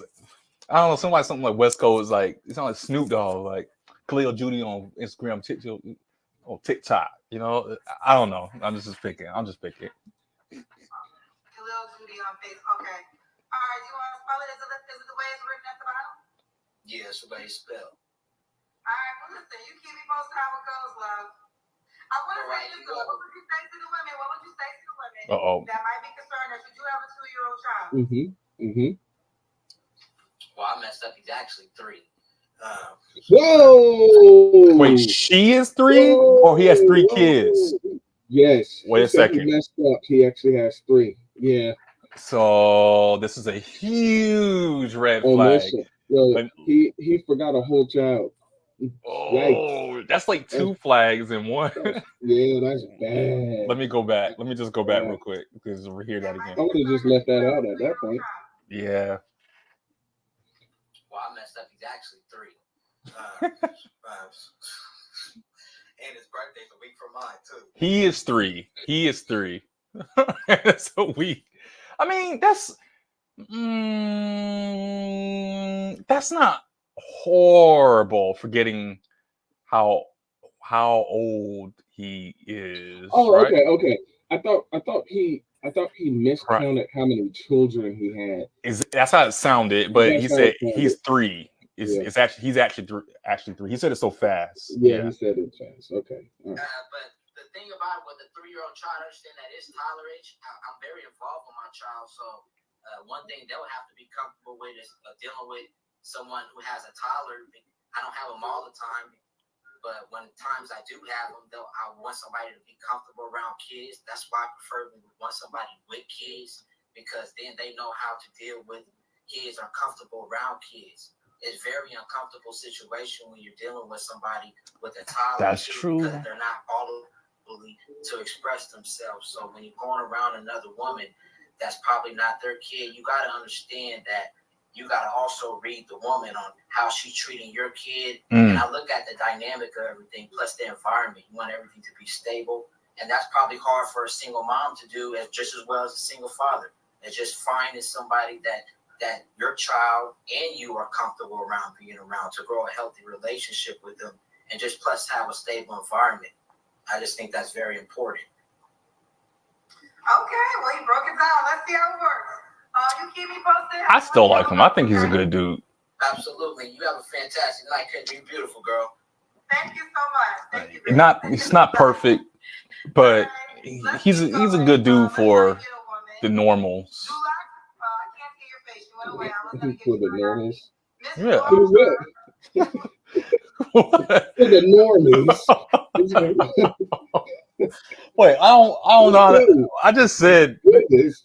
Sounded pretty elite right there. That's an elite statement for those normies. As I look down from Mount Olympus. You know what I mean? Like the normal dating environment. I'm not dating. Yeah, I am looking down because I'm not dating. Turn it up, son. God, you kind of catch me up, man.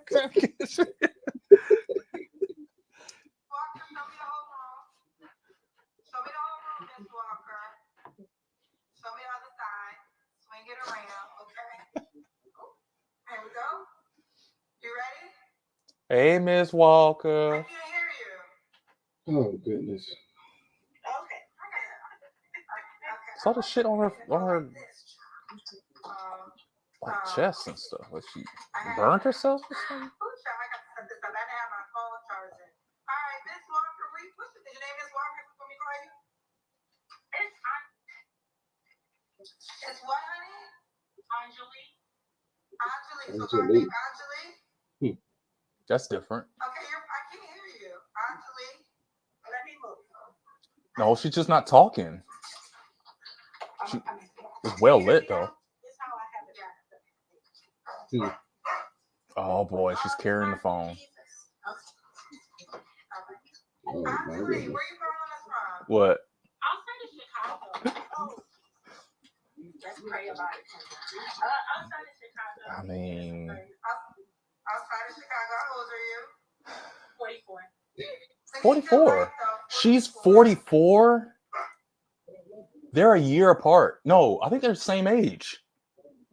Yes, they're the same age. 44. Why does Mhm. she look older than her? Does she? She looks older, right? Yes, she looks older. Like I thought she was like 54, maybe. Nice. I wouldn't have given that. I would have gave her like late 40s, 47. Yeah. Yeah. Okay. Oh, there we go. 44. What's the zodiac sign? Aquarius. Aquarius. She have braces? Yeah, Aquarius call, right? Aquarius in the house. yeah, you work for Aquarius. No braces. Yeah? You have any kids? I have two. I have a 15-year-old and a 9-year-old. Both by the same man? 35. Yes. Yes. Have you ever been married? No. No. Okay. Actually, right? One guy. She's trying to keep it Actually, to one lives dude. outside I Chicago, mean, works for at this Aquarius. point in What do you do time, I for- think she's done with wanting to have children too. So the Yeah. guy would need to be, done with wanting to have children as well. So I mean, Yeah. that it could be possible. But And she seems pretty modest as well. She gives me not crazy out there vibes, but she's definitely like from her hair and her outfit. She's definitely not conservative, not overly conservative. But she's definitely maybe shy, reserved, not conservative, but more reserved, if that makes sense. Glasses. I mean, it is what it is. But the yeah, hair. I think, yeah, sometimes glasses can give a fake illusion of intellect. Sometimes I don't know Right. why. Right. But usually when we see glasses, we're like, okay, they might be kind of like, bookwormy or a little nerdy. Yeah, that's another thing. Have you ever seen any street dudes with glasses? No, the last guy had glasses. Is that what you're talking But about? would you consider him street? I would consider him. I think so, but not your like ratchet like hood street. He's more like Street adjacent, hood at least. rich Like kind of he street. grew up near, or he wasn't in it. Yeah, He yeah, probably grew up around it. yeah, Mhm. yeah. I think usually we kind of, when, especially like with guys, like we see Mhm. glasses and we're like, oh yeah, you weren't really about that life. I guess maybe if they do have any type of visual impairment, they just don't wear glasses. It Yeah, could be. They just forego going and getting eye exams, and Jeez. they just walk around half blind. Yeah. I don't know. Maybe that's what is. No, I'm not even gonna go there. Okay. All right. Let's see what she says then. For a living. I'm a director at a credit union. A director where? At a credit union. Credit union. Okay, she works in the bank. All right. So we got Anjali, lives outside Chicago, 44 Aquarius, mom of 2 kids by the same man, never married, a director at a credit union. What kind of man you looking for, girl?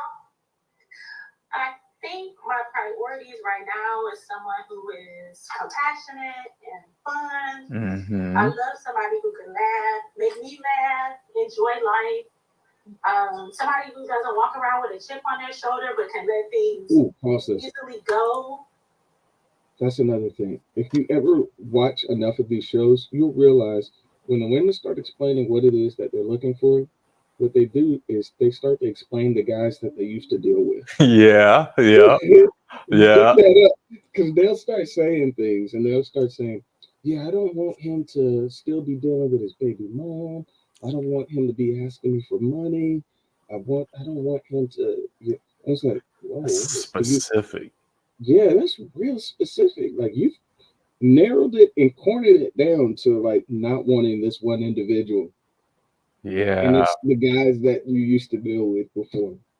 So I- I always peep that. Like I'm just like, oh, she's talking about a guy. Like just go ahead and say his name. Like I don't want Jimmy anymore. I'm letting it be known, Jimmy. I don't want everything about you. I don't want. Mm. I don't want a mama's boy. I don't want a guy that can't, Mhm. do for himself. Like they Mhm. start explaining the guys they used to deal with. And I'll say this too, to that, and to the aspect of women saying they won't do something anymore, right? Mm, Going back to the thing that you were just talking about. Hey, when a woman says she won't do X anymore, at this point she's tired of it, or in this aspect where she's like explaining the last dude, right? I think all of that is true up until it's somebody that she really likes. For whatever mm. reason, he can have all the red flags and all the things that she doesn't want, but if she likes him enough, Likes for him enough. whatever reason it is, she will break all of her rules for that one guy. I wouldn't do it with you, but this guy, This guy, needs yeah, it doesn't matter. to- Whatever. right? Am I Yeah, right? yeah. She would change her whole song, everything she's about to say right now. If she likes him enough, if it was I will even say, what's his name, The Rock or something. If he stepped in the house, he was like, "Take your clothes off. I'm taking you right now." She would throw all, and he's a mama's boy. And he asked her for money, all this kind of stuff. If he walked in the house and he said that, she would do it. I mean, Yeah. that goes for guys too. Guys, she can be all kinds of ratchet, all kinds of bad for you and everything like that.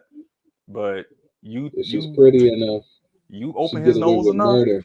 Yes, sir. Yes, Get away sir. with murder. You You know, do it. like especially guys when they're like, man, I'll never take it back if she cheated on me. I ain't never gonna do.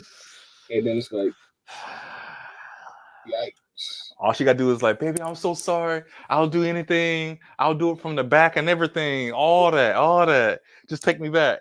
I won't do it again. She's like, well, I mean, if you just don't do it like that. And, Don't do it again.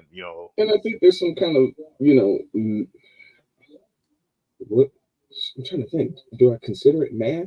I think there's something that goes on in their head where they start to try to figure what's my opportunity of running across someone this good looking, right? Like Mm-hmm. what's my options? What's my chances of running across a guy that's this tall or this Mm-hmm. good looking or this Mm-hmm. wealthy or this well endowed? What's my chances of whatever her criteria is? I think Mm-hmm. she starts to try to like rationalize staying in as well as a guy. He starts to Mm-hmm. say, well, what's my chances of running across this model, or this IG model, or this, real bad looking girl. She got A&T for miles, Mm-hmm. and can I get the same thing back out in the market? Like, and then if they rationalize that they don't have the options or they don't have the chance of getting that same thing, they'll put up with it. Mm. Yeah, yeah, indeed. All right. Want to go experience, travel, all of it. All of it. Have a good time. That's important to me. Okay. What are your deal breakers? Woo. Top 3. An angry man. Somebody who doesn't know how to manage his emotions or like to show out. Someone who disrespects women. I love a man who has respect for women in general, but especially close relationships with the family members and the moms or sisters that they have. That's something that I have and value a lot. And so I think that would reflect a man with good values and would at least have an understanding of how to respect and value a woman. So that's important to me. And so if a man doesn't have those things, that's like a red flag to me. And then I think the other thing would be someone who really has trouble communicating. I love a man who could Communication is be able key to to share what's going everything. on in his day, talk about what his dreams and aspirations are, and really have, a sense of vision in And so any man that has trouble with wanting to share those things or might be overly private in a way, that's hard. That's hard for me. Okay. So the nails done. Okay. I favor a tall man, at least over 5'8". I'm 5'8". Okay, that's and fair. So I like at least to be eye to eye, maybe a little bit more. Okay. I like. I'm open to different races. That's not a restriction for me or a barrier. And yeah, that's pretty much it. Okay. All right. Let's do. We gotta make How much money? I think he's able to take care of himself. If well established, that would be nice. And if well established looks like 38,000 a year, Okay. 1,000 a year, so whatever that looks like for him, I think that's good. A man that can provide well for himself seems like it would be a good provider. Okay. My only caveat to when people say that statement, my only caveat is that what she just said, 38,000, right? Which is fine. I remember those days. 38,000 was tough, man. It was tough. But that's my point, though. It's like I hope when people say that they understand where that person is in their life and they're able to accept them at that stage of life. Because people say, like, oh, go ahead. No. You're right. The problem is the age component now. Oh, good point. Yeah, because if she said that as a 22-year-old, right, a 25-year-old, cool. But she's now that big age of 44. That looks way different because, like, what are you doing making 35? Right. 40? And she said something. Yeah, she said something too. It's not exactly what she said, but it kind of made me think. She said somebody that has goals and dreams and hopes and all kind of stuff. I was sitting there thinking, like, if they're in their mid 40s, let's say she's going to say her age range eventually, but I'm thinking somebody her age appears. She's in her mid 40s. He's in his mid 40s. He should be established. He should be establishing his goals, if not already well into them. What was her job? She's a financial thing or something like that. Because somebody said she can help with fix your credit or something. She made money. She with a financial aid at a credit union, right? Yeah. It was something like that. Oh, somebody said it too. Somebody said it right here too. Dreams and aspirations at 50, too late for that. Yep. You know what I'm saying? It is. And it's cool if it's like you take your hobby to the next level, or you're on if you had a 10-year plan that started at 38 or something and you're like 12 years in, it took a couple more. Sure. But you talking about, man, I'm gonna make it to that 6 figures at 50 years old, man. I'm gonna get there. It's like from scratch, unless you have some super financial plan that's about to hit. I don't get it. Like real estate. Real estate. Usually maybe if you're in your 40s or 50s, you have that financial capital to be able to throw into real estate and get started. Okay. But if you're talking about a career is a job that you've been in for a while, working on a pension, working on an end goal. Talking about a career, no freaking way, man. And that's why I just want to reiterate my point. It's just that you talking about a dude at 40 for 38,000 is not hitting it. And if that's what you're okay with, then make sure you understand that he's not going to have the money to travel. He's not going to have the money to go and get you nice things. He's barely going to have enough money to pay his bills, depending on where he's at and how he's living. He ain't buying a nice toilet paper. He's buying the half ply toilet paper. You know what I mean? Great value. And be ready to be let down often because he's not going to be able to join you on fun things that you want to do. That's all.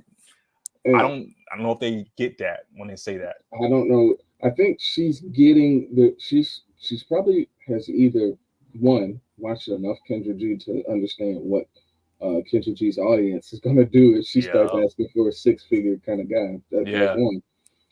Two, she's probably has enough real world experience to realize that guys that make a certain type of money have not been her realistic uh, suitors, right? Mm-hmm. So she's seeing real world experience that the guys that are approaching her or and entertaining her and presenting themselves in front of her are guys in that salary range, like Mm-hmm. salary bracket, and she does not want to exclude them on salary alone, which is smart. Mm-hmm. In either scenario, either she knows that she really wouldn't prefer a high earning guy, but she knows that Kendra G's audience will roast her.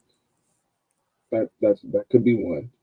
Or she knows realistically she has not been getting real world experiences running into those kind of guys. So let me say something real world.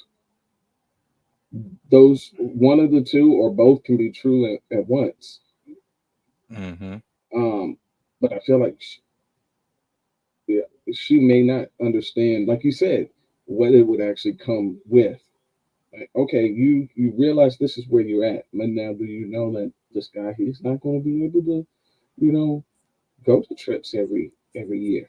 Maybe I might have to do like every 2 years a trip somewhere. Yeah.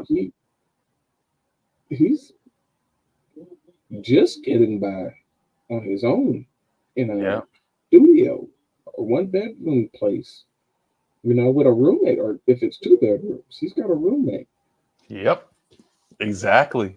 I think somebody's saying it right here. I don't know if they're saying our point, but it said he will give her pasta and lobster. I don't know what that means exactly, but I think if I'm gonna take it as they're saying our point in that whole thing. But all right. Kendra Cam. Yep. Now I gotta move again, Kendra. Give me a second. We're gonna get it together. Oh, she sound like somebody's mama. Let me get it together. I made it on here. But she is so his mama. And my brother was here a month ago. Who was your brother? Okay. Okay. Okay. Okay.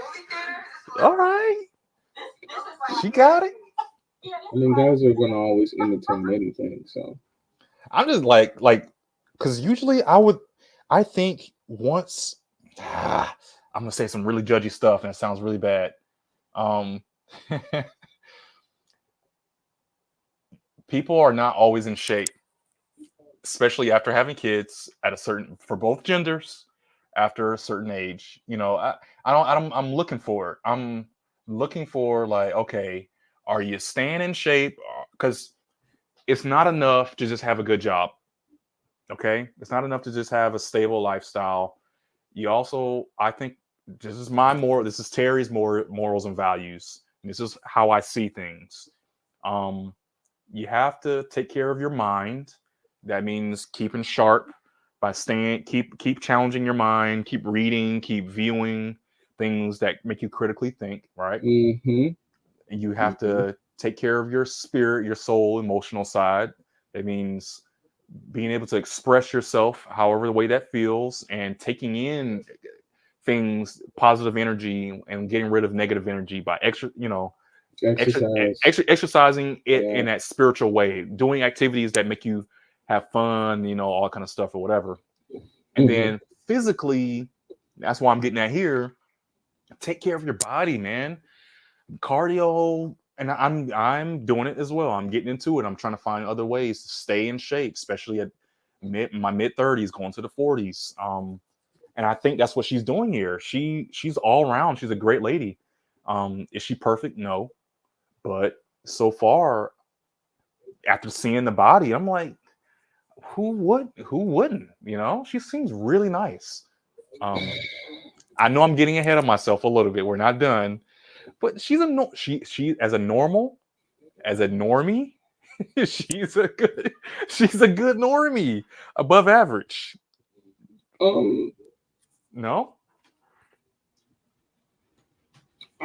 So this is what I try to put myself at least in the same standings, right? Mm-hmm. Like I think you said it before. I try to think, okay, what if I was a 44-year-old guy, and I had 2 children myself, and I was coming back into the dating market.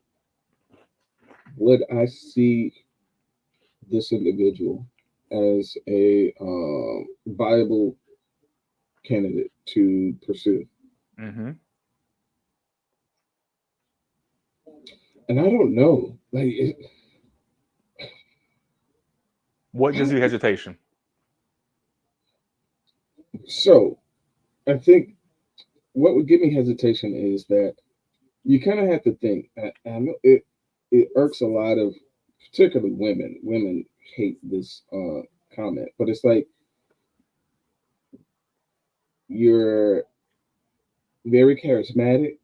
You have a attractive face. You got a nice body. Why are you single still? Mm-hmm. Yep. Why are you? You are amazing in every way. Why are you single? Why? Yep. And really, the only two answers that I can think of off the top of my head right now is you've entertained a lot of bad individuals, so that means you don't make good decisions. Mm. Or something is really wrong with you, and I just don't know it yet. That last part, I just don't know it yet. I just don't know it yet. Golly. Yeah. And I Yeah. don't like either of those answers. I don't like either of Yeah. those answers. That's a good one. That's a good point. So you think she's gonna fall into one of these two categories? But you could say that about anything, any single person. You know, so I you mean, would have a hesitation with anybody that you would run into, is what you're saying.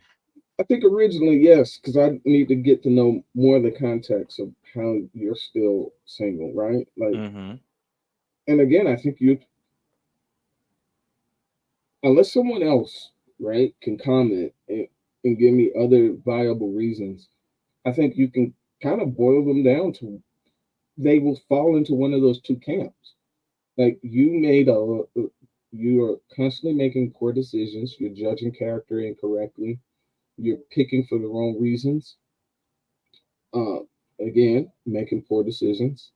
Um, you're very impulsive, poor decisions. You give too much grace, poor decisions.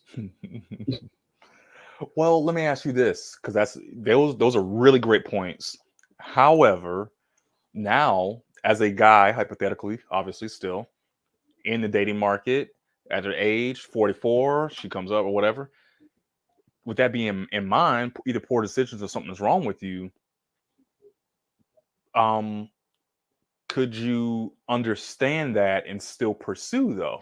Could you still move forward? Because maybe whatever is wrong with them is something that is easy for you to tolerate, or is a non-issue, you know what I'm saying? Or maybe for the other side, poor decisions, maybe they have grown at this big age of 44 and they are now making good decisions.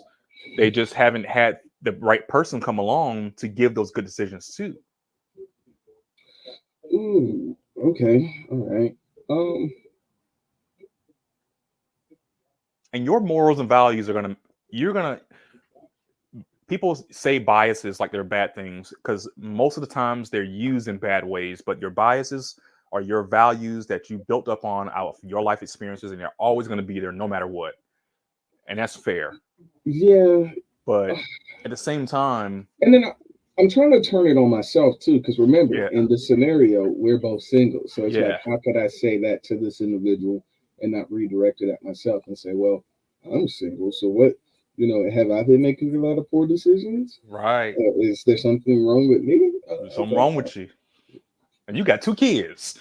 Yeah. So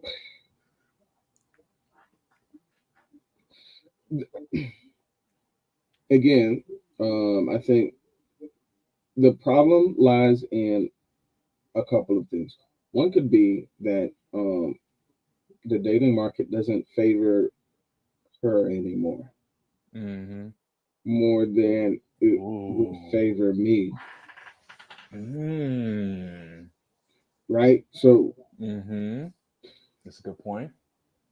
we started off with her being 22 with no kids and me being 22 with no kids. Valued wise, she is through the roof, right? Yeah. And me, 22, no kids. I ain't got no job. I'm still a college kid. She's still a college girl. I'm still a college guy. Like value wise in the dating world, I'm here. She's here. And then as we start to age, right? We start to Yeah. get older. I'm starting to work and I'm graduating college. She's graduated college too. Bam, we both had a child, one child. Now, if we had probably Oh. met each other at 27, 28, I'm about to say that 29, 28 is the but perfect mid-age for both of you. 30, now it's like, what's going on? Second child, she dropped, right? Yeah. Second child for me, but I'm still working. I'm still contributing to society, or possibly, let's say I'm putting us on both equal income financially too. So I'm a financial aid advisor for a bank. She's a financial aid advisor for a bank. I'm making 165 or whatever the median salary for them are, 95K, Mhm. right? To 165. Boy, I'm looking real good. I'm looking really good. I'm hot out in the streets. Mhm. Like,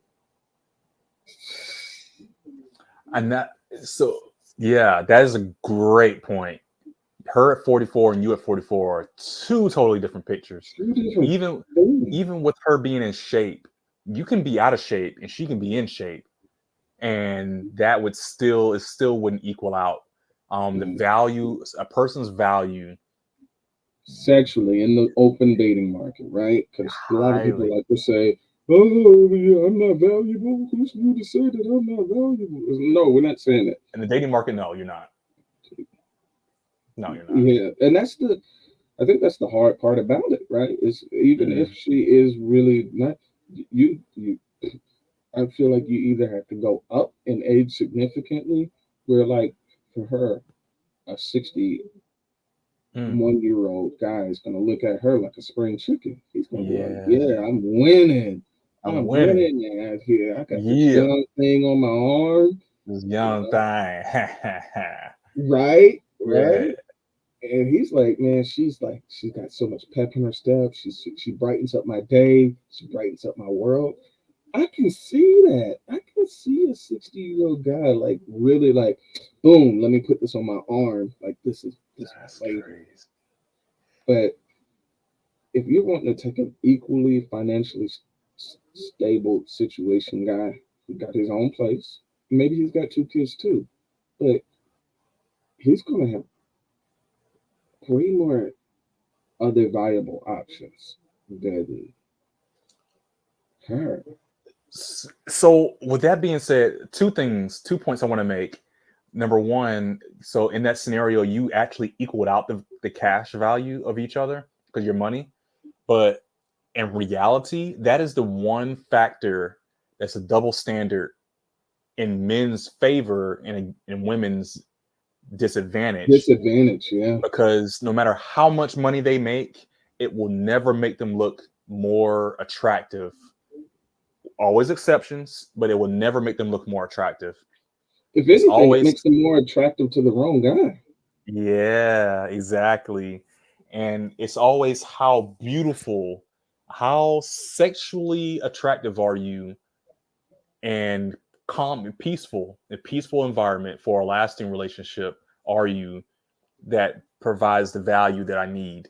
For a man, it can be the sexual attraction and all that kind of stuff too, but we aren't valued for that. We're valued for our resourcefulness and our I would say I still haven't really figured this phenomenon out, but it's something about like a confident, aggressive manliness part of us, like having it figured out. Something about the confidence and having it figured out and it protruding that, I think, is what makes us attractive as well. It makes men attractive. And so there's this idea of that the older you get, the more you have it figured out. And then you add in money, the more money we have, it's like, whoa, not only do you have it figured out, but you got $1 million. It's like Yeah, you're yeah. you're so valuable on the dating marketplace. It doesn't matter if you have a little one. I'll take your little one and I'll make it work, baby. Whatever. But the ability to cause and do damage, but not damage her. Like she got to know, like, you can tear something up, you can defend yourself, you can defend her, you can be a very I'd say even from a physical aspect, a strong enough guy, but not use that towards her. Yeah. That's and my second point I want to make. This is a whole rabbit hole by itself, but what you just said again, kind of in that scenario, what would be best for her is that 61-year-old. She's 44. That's a 17-year difference, and it seems to be only viable because they're matured past 40 and 50. Now, why? Here we go. Why is that not the same case for an 18-year-old and a 35-year-old? 17-year difference. The girl's 18, and yes, all the same factors we just talked about. She's fresh, and she has supposedly she just walked out of the church at 18. She's been living in the church from 1 to 18 years old. She's 18. She walked out of the church. She is pure in every way. And here comes the guy that's 35. So that's 17 years difference. That's the same scenario. She just walked in. This is her. This 61-year-old is now 35 years old. 35 is solid. 35. I mean, it's not 61, but right. He's solid in his career. He's deep into his 20 years of whatever career he's already started on. Maybe he's 10 years in. Let's say he's 10 years in. Got another 10 years, and he can start another one. He's gonna, by the time he hits 45, he's gonna have a legacy built. He's already in it. So why is it such a taboo for 18 and the 35-year-old in that scenario when he can bring her on up? She doesn't have to struggle and have 2 babies and be sitting here at 44 trying to find a man that's 61 years old versus the reality of what it is. Yeah, every time I hear it explained from women, I get the sense of a lot of projection is being made, right? Because we've been to high school, right? We know that when the freshman girls came in, they were all interested in the sophomores and the juniors and the seniors. And then as they got older, once they became juniors and seniors, it was the older guys that had graduated or they were in college. Oh, did he have a car? They were never interested in guys normally their own age. It was always a guy that had something more or was older. Was there. Like, oh, he's got a job. It's like, yeah, he's 18. Like, we're 15. What are you doing? Hypergamy. The hypergamy is still there. Yes. And so I think the problem around the taboo of like 18-year-olds dating some guy who's like 29, 30, 19-year-old dating is that when women look at that scenario, they recall when they were that girl and the guys that they were entertaining, and they weren't entertaining quality guys, right? And so they're like, oh, this guy, he gave me so much drama. He gave me all the runarounds. He tried to baby trap me. Like, they started projecting all of these bad things that they were doing because they were going for older guys, but older, non-marriage minded guys. This guy was never trying to entertain you for any serious reasons other than just sex, right? And so then they look at it as predatory. But not at 44 to 61, because it's the same age gap. It's just a different time of life. Yeah, and then, there's some science still out that's, do you fully has your brain fully developed at that point in time? They say your frontal cortex, women don't develop their frontal cortex fully until whatever the age is. Like, I don't know if it was like 23, 24, 25, somewhere right there in that little sweet zone. Um, and maybe, I have to give credence to that argument. Maybe they have not fully matured, but you and me both have heard that women always mature faster than men, right? So it's like, if they're maturing faster, wouldn't that mean that they are able to date more matured individuals, being that they matured sooner? You would think. Mm-hmm.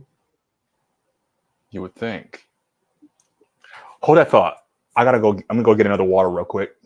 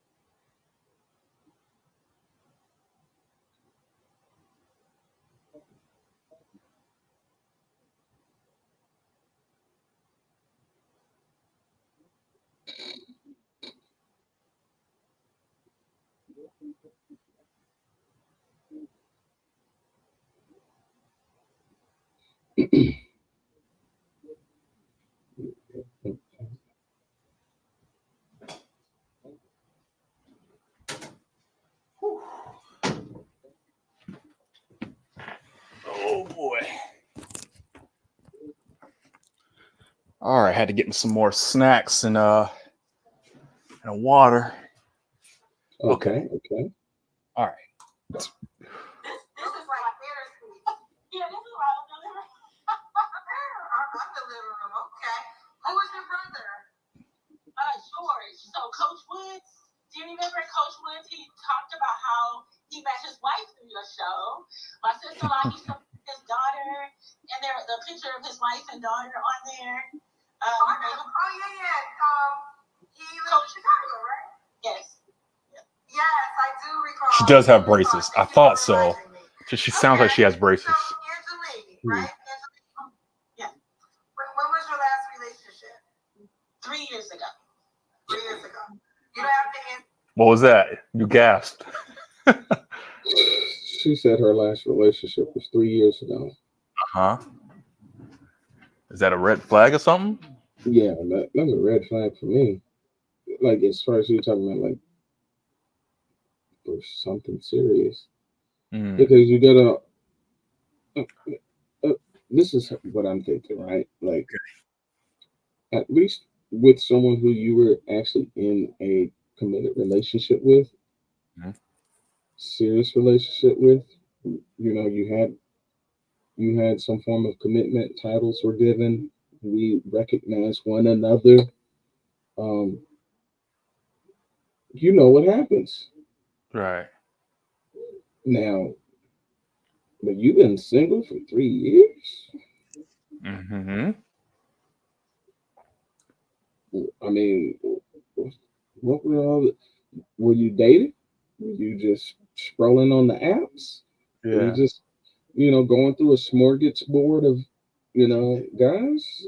Were you sampling? Wait, what's the story? What's the dealio? Because I mean, I would like to just sign up for that, man. Right. Hold on, I'm just trying to make sure that I'm just kind of setting on my screen a little bit differently here. I think that's another bad question. You said the other bad question was It's the ones you ask next. Like, when's the last time you were intimate with someone? Right. To me, and I think you can find that out through conversation. You can kind of suss it out through them. I mean, like, because you tell me your last relationship was 3 years ago, right? But then the last time you were intimate with someone was 2 weeks ago. Exactly. Exactly. That's my problem with it, because There we go. Just kind of setting it up a little different. Yeah, my problem with it is that you say it was 3 years ago, but she always asks, when was your last serious relationship? And that's such a bad question because it's like, when's the last time you actually were dating somebody and was in a relationship with them? No, that's not what we care about. What we want to know, if you're going to sit here and ask about when's the last time they had somebody literally tapping them out, you know what I'm saying? That's what we want to know, right? Mm-hmm. I want to know when's the last time you had a situationship, bruh, right? I need to, like, because you can say, yeah, my last relationship was 10 years ago. Mm-hmm. What? Yeah. You mean to tell me you ain't You ain't telling entertaining me nobody? no one. Yeah. That's the lie. That's the It's a I think it's what it is they call it a lie of omission, right? yeah. I'm gonna ask you a question and hope that you give me the answer that I'm looking for, even though I'm not asking you. You know what the question is that I'm asking you, but you're just gonna answer just that specific question because Right. you know what it entails if I tell you more. And so it's like, yeah, that's a bad question. What you should say is, hey, when's the last time you were, with someone, right? Like, Yeah. I think she could revise if she revises the question, says, when was your last relationship or situationship? Double tap it, right? double, yeah, And then say, when's the last time you were intimate with someone? If it was within the last week or if it was within a month, why aren't you taking them? Like, why aren't you with that person? If it's been longer than a month, then okay, or something. I don't know. They need to be revised a little bit because it's easy to beat the question, it basically. is, and again, you're not really answering anything, right? You know. Because anyone who's just hip to the questions or wise enough know that you just really didn't answer anything. Really, okay, you had your last serious relationship was 3 years ago. Now tell me, who's the last guy? What was your last situationship, right? Mm-hmm. Because again, we're people, we're humans, and we are of the male dynamic of humans. Mm-hmm. So um, we want to know that we're getting something of value, and Mm-hmm. we want to know that we're not getting a bad deal and overvaluing something um, that other people, quite frankly, didn't value. Yeah. Yeah. You Exactly. know, uh, Yeah. the other 20 other people was able to just get away with Netflix and chill and maybe like, hey, you want to come and smoke something? But And now I gotta do 5 times as much for what? the reason they always say on these shows when they're like, oh, I did this. The reason they always say is because I was young. Well, Kendra, I was young. I was young, Kendra. I'm like, that I don't know if that's a good enough reason anymore. Because Right. if you can go through your 20s hitting all the clubs and getting hit by all the clubs and get to your 30s and be like, I was young, forgive me, then it's like Jobs don't even do that, right? Like, oh, that's a let's point. be serious. Jobs will hold previous job experiences against you. Mm-hmm. Government positions, like when you go to join the military, they want to know what was your drug use experience. Hey, Mm-hmm. can we? There's waivers in certain situations, right? They'll they'll do a waiver for you if they want you bad enough. If whatever you did wasn't egregious enough, Mm-hmm. whatever charges you have, whatever criminal activity you were involved with, but Mm-hmm. they want you to be upfront and forward with it because if I find out later that you were lying, you're in a bad situation. And Right. unfortunately, a lot of people, if you got to lie about something, that means you're shameful about it. That means you know that whatever it was that you were doing could cause you to be disqualified. And Mm-hmm. so, and you'll hear people say, well, you should lie on your resume, say that you didn't do X, Y, and Z. it's because you know that you could possibly be disqualified. That's why coming out right and asking, someone, how many partners you might have had. They could lie if they think that you're a person that may disqualify them on it. So you kind of have to suss that out of them. Mm-hmm. Kind of gotta ask leading questions and try to get dates and stuff. You're like, oh, okay, all right, yeah. What was your craziest situation that you've ever been in?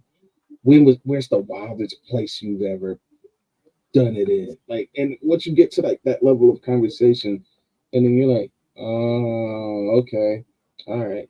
And then she's like, oh yeah, I had a basketball team. I was really drunk. I was so young. Yeah. You've been blacked.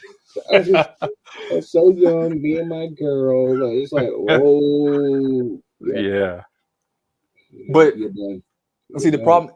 See the thing about those. Okay, that's cool. We'll accept you. But like you said before, if we get to the point and you're like, yeah, I did it. I did it in the airplane and I did it, outside, and it was so crazy. It was so wild. And then you're like, oh, cool. So we can get to do that. I'm gonna get all of that. It's like, no, I'm done with all that. I don't want to do that anymore. I just want to be vanilla. Just same position every Wednesday, and that's only on Wednesday, vanilla. And it was like, bruh, I don't know if this is gonna work, man. I thought I was gonna get all that. Your resume said I was getting this. So you ain't performing the job. The job performance is not meeting what the resume said it was going to be. Your resume ain't matching up to the job description.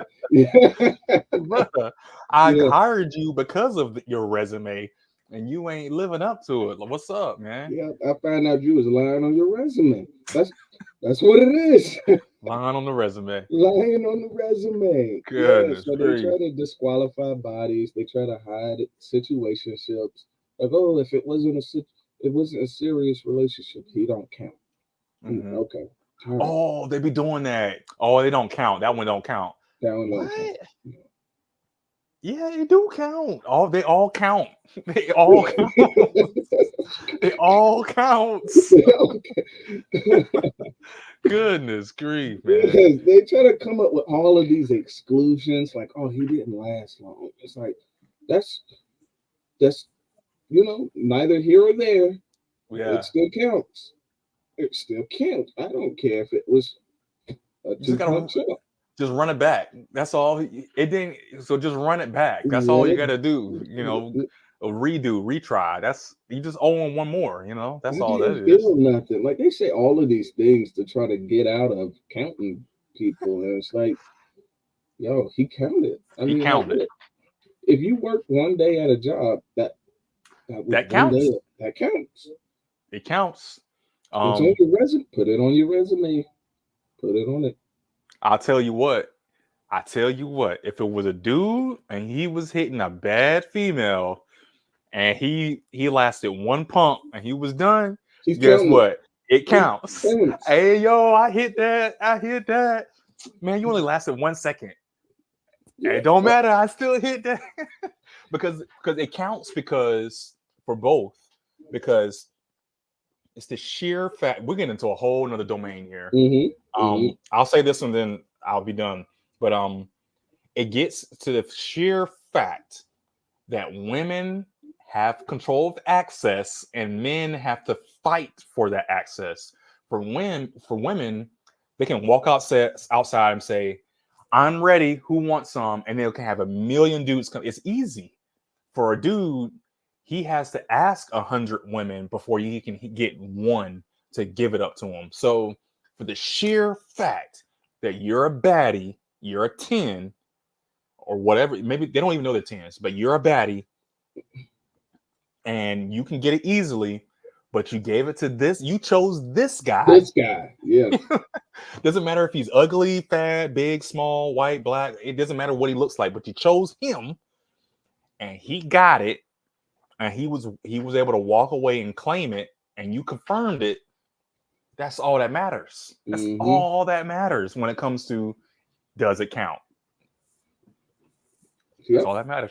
That's it, really. That's it. Now, whether it was good or would you come back Different or story.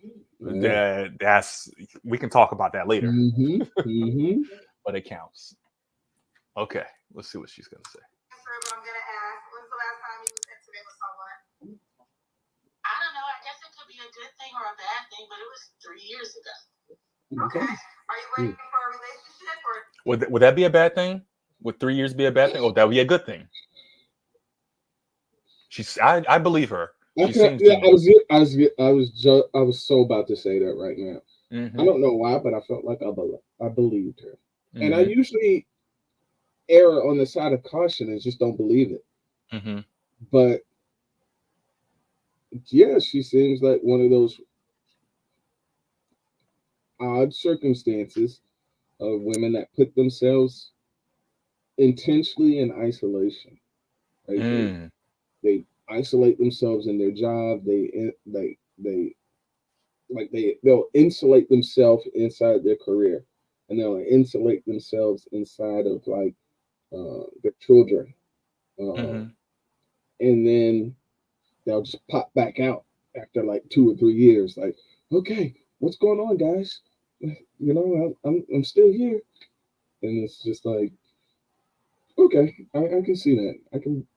I can believe in your circumstance. You probably were just like you put your nose down and just was grinding it out on your career. Mm-hmm. So when you ask, is it a good thing or a bad thing? Again, she's gonna have to either up the age or come down in, asking power, which she has. I don't know if she knows exactly what 38,000 or 35,000 is going to give her, right? I think she does now. All right. Do you have like are you waiting for marriage? No, I'm waiting for a relationship. Yeah. Okay. The situations just don't. I'm not a big fan. So and it's tough out here in the street. Thank you. I've been definitely holding down my own fort, and then let things fall the way they can. She's been holding down her fort. Why would a guy be lucky to be with you? I'm funny and I'm kind. Anyone that knows Aquarius says we are good people, like he said before. I'm a nurturer, and so I'm really into helping to meet people's needs or anticipate their needs. I'm a family-oriented woman.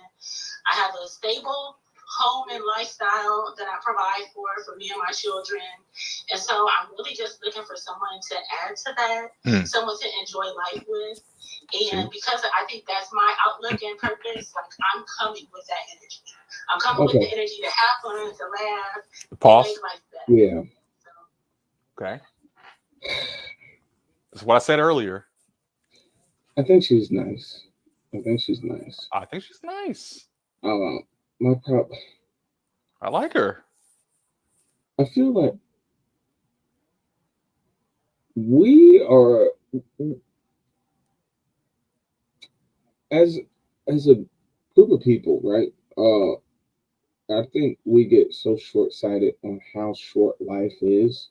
We start thinking that 45, 47, and 50 is middle age, and it's like, do we really actually know what middle age is? Like, the life expectancy for humans is still like in your 70s. Middle age is really 35, 36, right? Yeah. So when you start saying things like finding a life partner to live life with, you've already lived it. Oof. It sounds bad, but it's like, God, you lived it. Look at her face. She's like, I lived it. She's like, are you serious? And Kendra's like, girl, you lived it. Like, okay, human life expectancy. 77 and a half years. It's right? going down. I thought it was 80. It's going down to 77 and a half now. 30, was that 36? 36 would be 72. The country's average, so if you compare all of the countries, it's 82, but in the US it's 77 and a half. Okay. So 77 and a half. That's 38. About there you 38, 30, go. 39. 39 There to be a you, modest.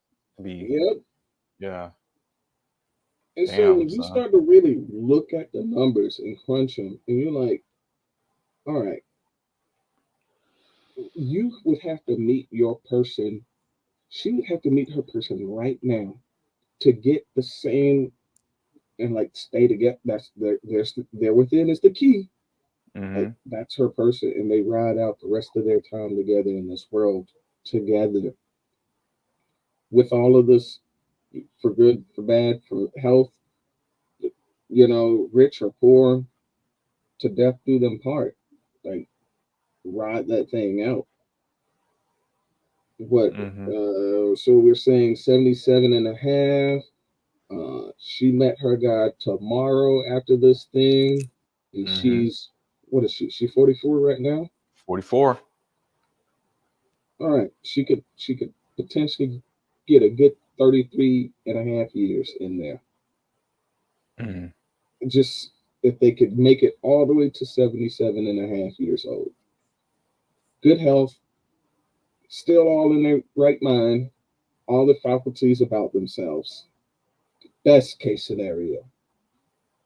Best case scenario. That's the best case. But what she might want to they could do things. They could go to the club. They got no family together either. Remember this now. They got Okay. no blood together. No blood together. That's a good point. So now all the assets is all going in two different directions too. She got a 15 and a 9-year-old. 14, 15, and 9-year-old too. Because he definitely gonna want stuff to go for his children when he, gets ready to go to the upper room. And The guess upper what? room. She's gonna want the same for hers. Because they're Yeah. her children. Yeah, it's just messy, man. It's just messy. But she's a good lady. She's good. Like she's such a beautiful soul. She ain't had a situationship in about 3 years. Yeah. 3 years. She's got a tight body. You seen that? She takes good care of herself. She seems reserved. So she seems nice. I mean, look at that face. Look at that face. She makes good money. Like, what could you?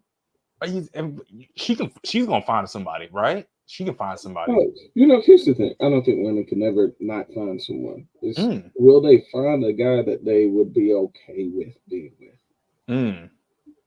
That's you kind of said that with confidence. Women will never not be able to find somebody.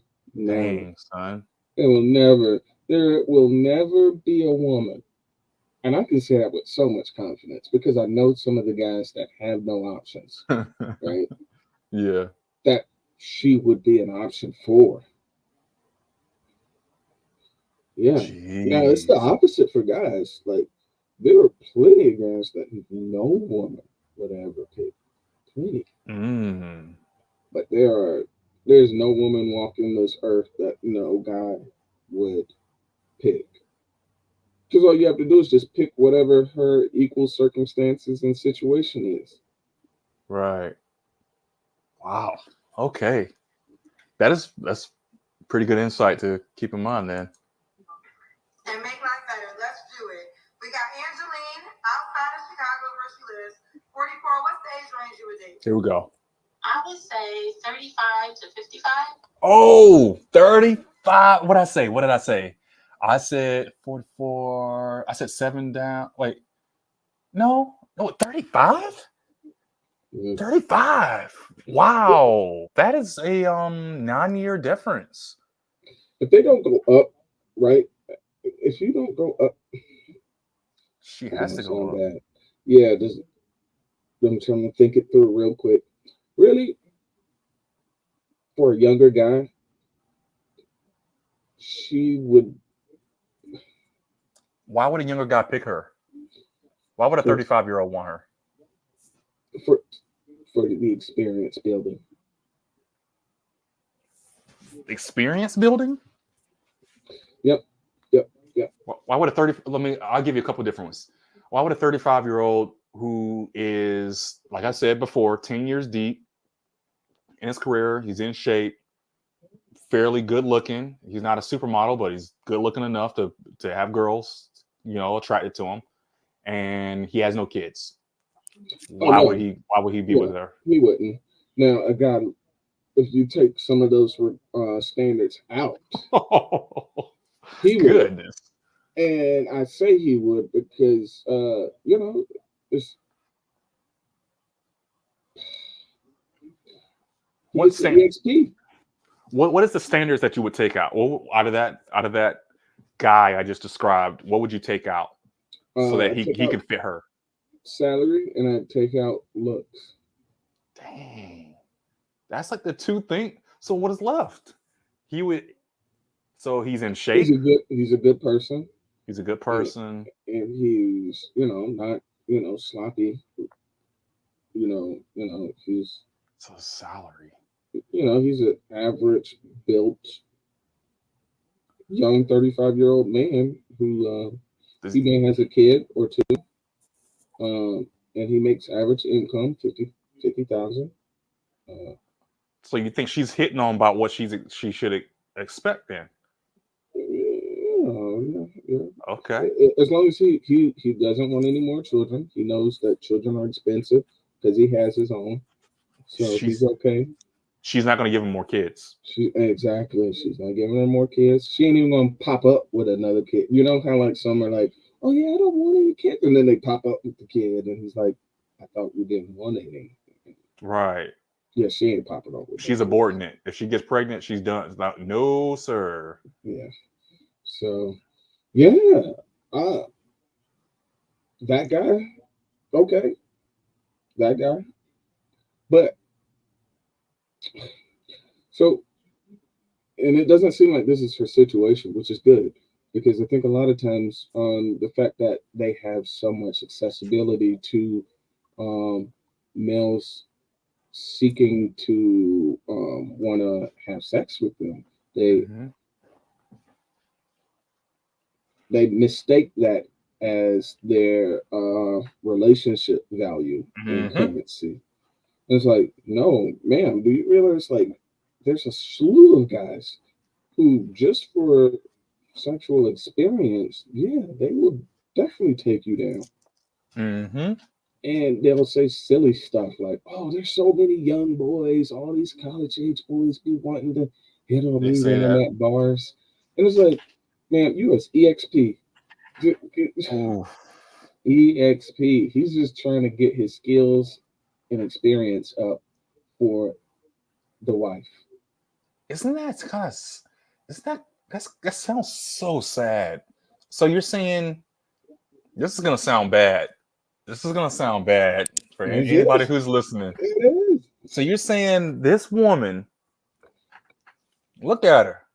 This woman is only, I can't even let the words leave my this woman is only good for being used up in a sexual manner to the wrong guys. Yep.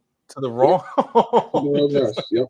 To the wrong guys. Just letting them run through and that's it. Not looking for anything else. Yes, and so it's good that she was at least.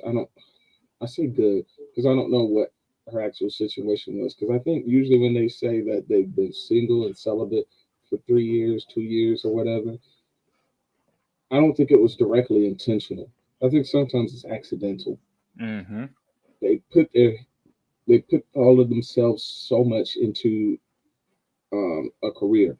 They stay so focused in a thing that they just negated any kind of personal experiences for good or for bad, and so a lot of times, sometimes we can mistake it as them having a lot of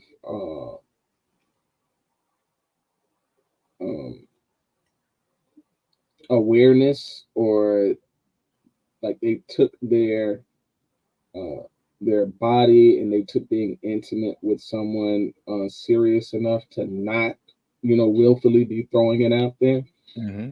But then sometimes they just got too absorbed in something else. Got too absorbed in something else. Again, I don't know exactly what her situation is, so I'm talking to both sides of the spectrum. Yeah, because who's to say we don't know where her past is? We know she has 2 kids, never been married, and she's 44. Maybe she has had the wild days, and she has, in her 20s, she was all over the clubs and everything. She has had a chance to be married and all. Maybe this was a deliberate, direct effort in her being celibate and all this kind of stuff because she's doing that turnaround.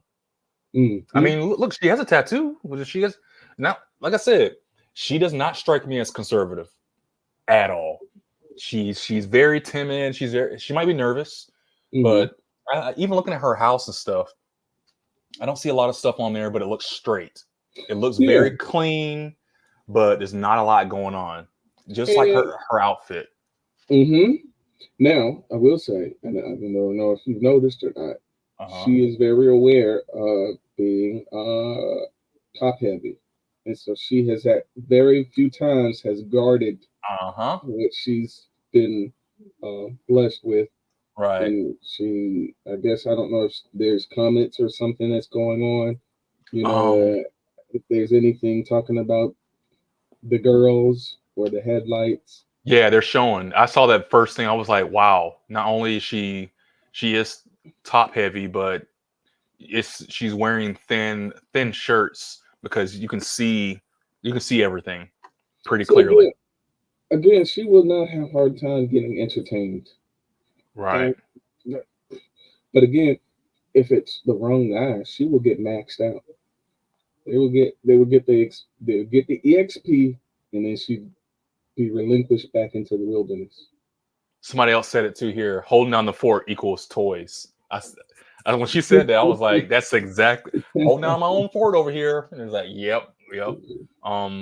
No, nobody has said anything about her chest at all, which is weird because that's the first thing I know. I mean, not like, okay, I'm just looking at it yet. No, but it was like, I tell my wife that sometimes. It's like, I'm not looking for it, but she's not exactly hiding it either. Yeah. You know what I'm saying? It's just there, especially if you're wearing, like, look at Kendra and look at her. Now, if you ask me, Kendra is more flashy, but she's also more covered up. You see what I'm saying? She is less flashy, but I see a lot more things going on provocatively with her, And again, it will, getting that attention could work in her favor.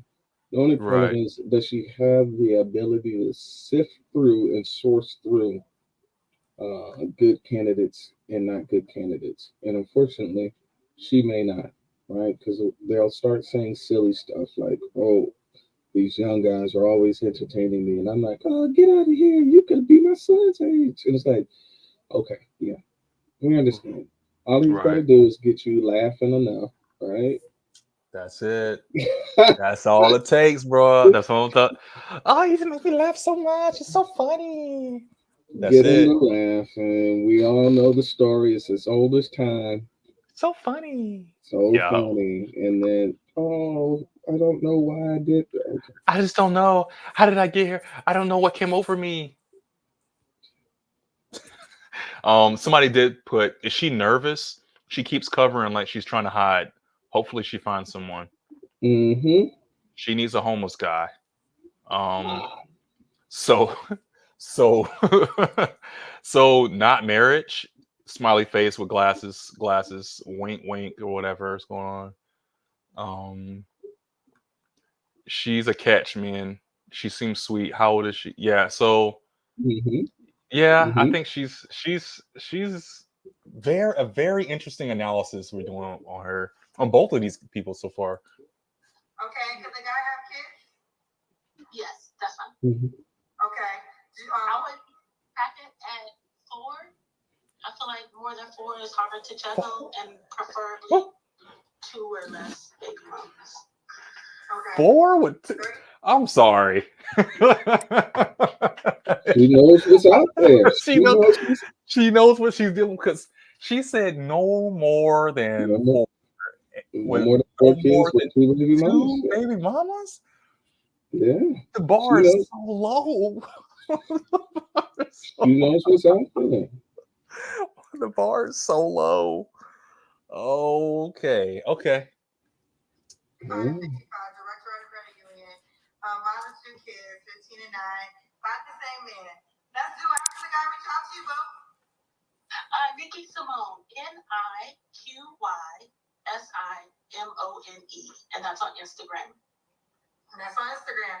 All right, baby girl, keep me posted. I bet she was fired back in the day. Thank you so much, and have a great night. 18 to 20 years old. I bet she was.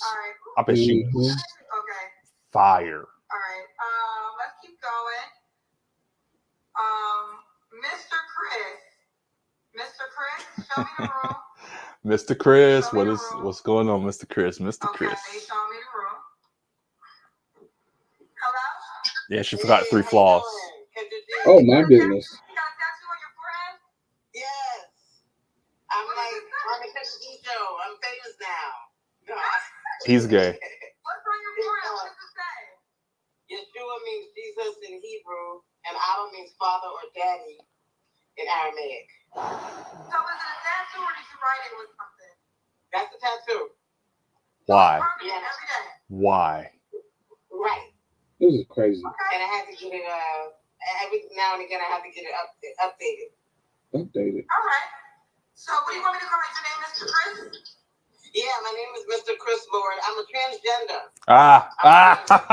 I knew it. So at first I was like, this is a female it was a transgender man. And I was like, nah, maybe because the hair is throwing me off and he's a little big. He's at least gay. That's why I said it was like gay. Yeah. It's a female. It's a female transgender man. Okay. Female turned man. But yeah, I'm not walking into this one. You can tell by the voice. It's trying to be deep, but it's not. Yes, a transgender man. And so to be clarified, you were born a woman. Correct. Okay. Okay, I appreciate you telling me. Right. Very feminine features too. Absolutely. And feminine lips. Something else I want to say right at the beginning is whoever gets with me has to be okay with the fact that I am totally in love with Dr. Juanita Bynum. What? So she has to be okay that that's my number one. If Dr. Juanita Bynum wants me, she may not want me, but hopefully she does. Okay, I think. Yeah, somebody said you can tell it's a woman. She's a pastor or a gospel singer? She's all of that. Yeah, prophetess, gospel singer, preacher, teacher, pastor, leader, prayer warrior, intercessor, all of that. Want me to back it up? No, it's not that funny. Desire a romantic relationship with her? I do. And I know this is really uncustomary for the Christian church. I know it's hard for them to understand, but I'm going through the process. I got the top surgery done. Oh, the man. breasts were removed. The breasts are gone, bro. I'm on the way to getting the bottom surgery done, which is the penis can be added too. I don't want to. Okay. Oh, it's a lot. Can I just say, I just want to say this real quick before we get too deep into what she's about to say. I do find it fascinating. Yes. That a woman wants to become a man because everything we just said about men and how difficult it is, and I'm going to say this for the dating market, not for all the other advantages, because there are some double standards on both sides. Women have a really strong advantages over men and over women. But for just focusing on the dating market alone, we just got finished talking about how much harder it is for a man to get a woman. And then now throw into the whole mix that you're a transgender man. There's not even the natural, all the stuff and everything. it's already now it's even more complicated.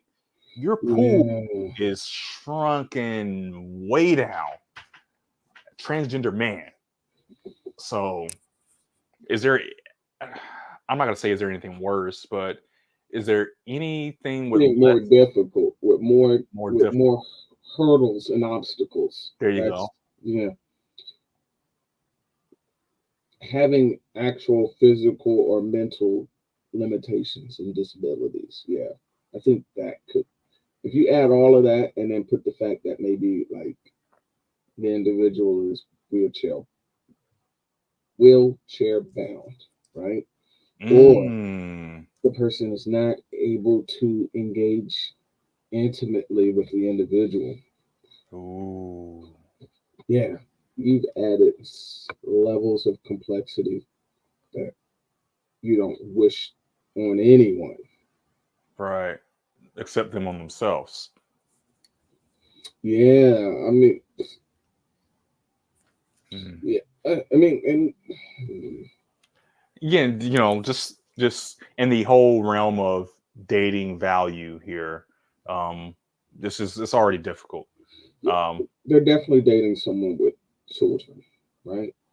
Like, yeah, right. Yep. So anytime you see that scenario, anytime you see that dynamic, just know the person already was in the market and had to come back to the market with children. Most of the time, it's multiple children, and then they will entertain this. They'd entertain this suitor, right? Yeah. Okay. All right. Let's see what Kendra's going to say. I'm a man on the inside. I've never been a woman. I don't agree with women. Meaning I don't agree with their thinking. I can't think the way they think. Okay. You can't think the way a woman thinks. Exactly. Even though I'm in a female body, it's been very difficult to understand women. Oh, so how do I know? I got proof, Kendra G. I got proof I don't understand women. I ain't been with a woman. I'm a virgin. That's true. I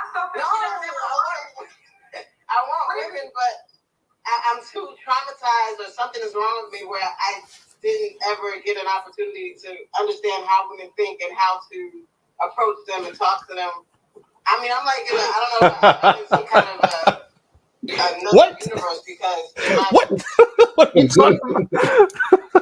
Makes sense. What? I was never a representative of how to talk like one.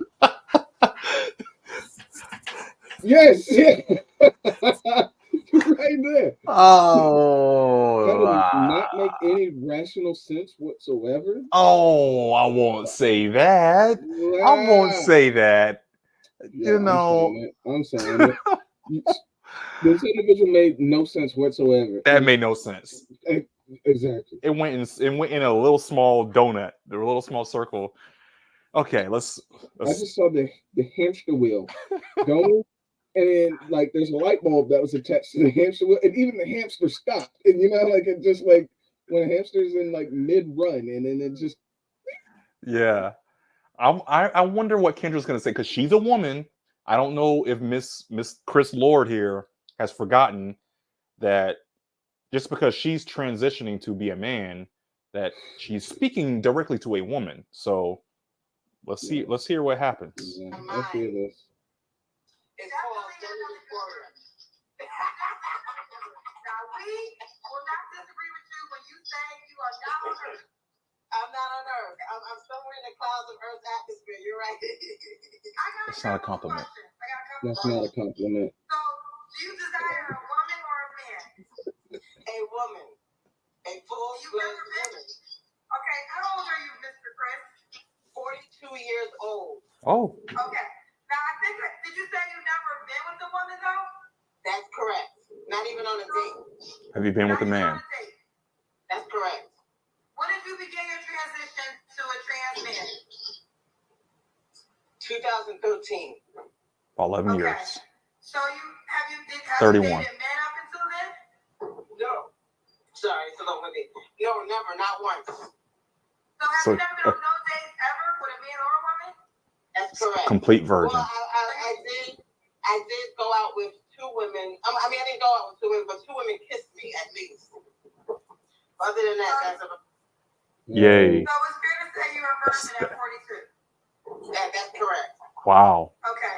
Now I want to be respectful to Dr. Juanita Bynum because she is a public figure. Juanita Bynum. Oh, okay. Juanita Bynum. That's.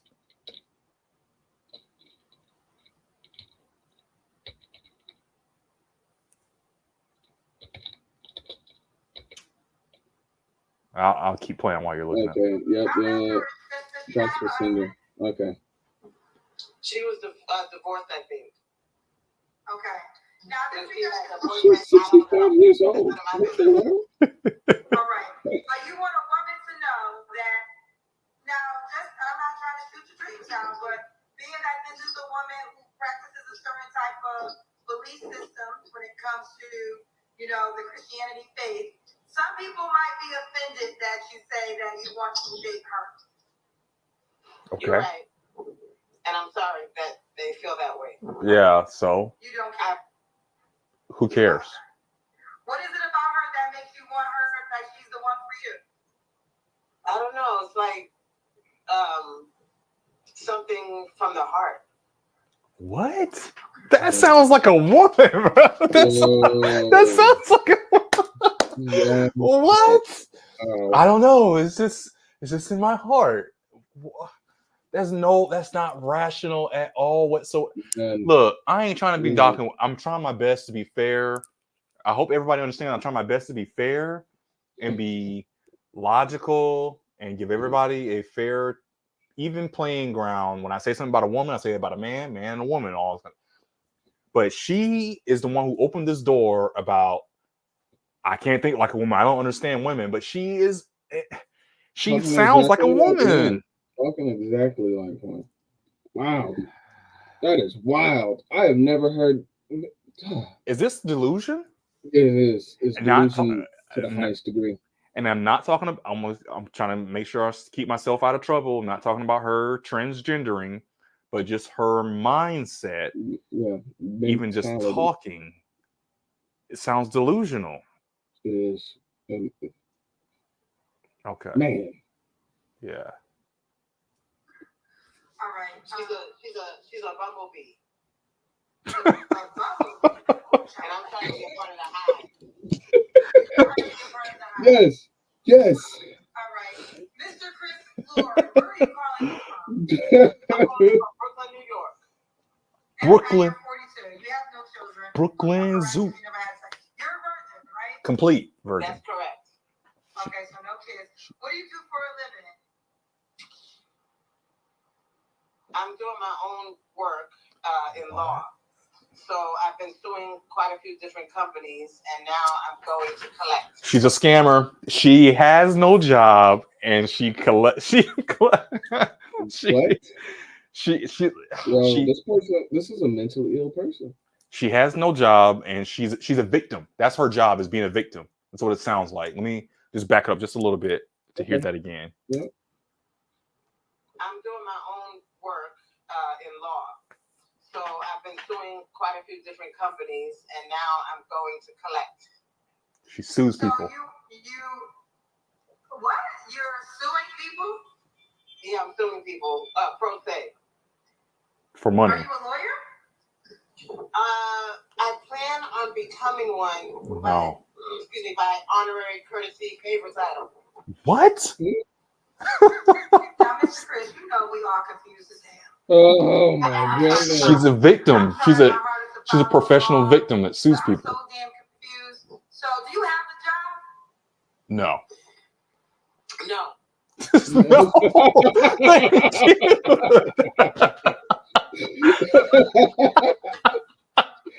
Do you have a job?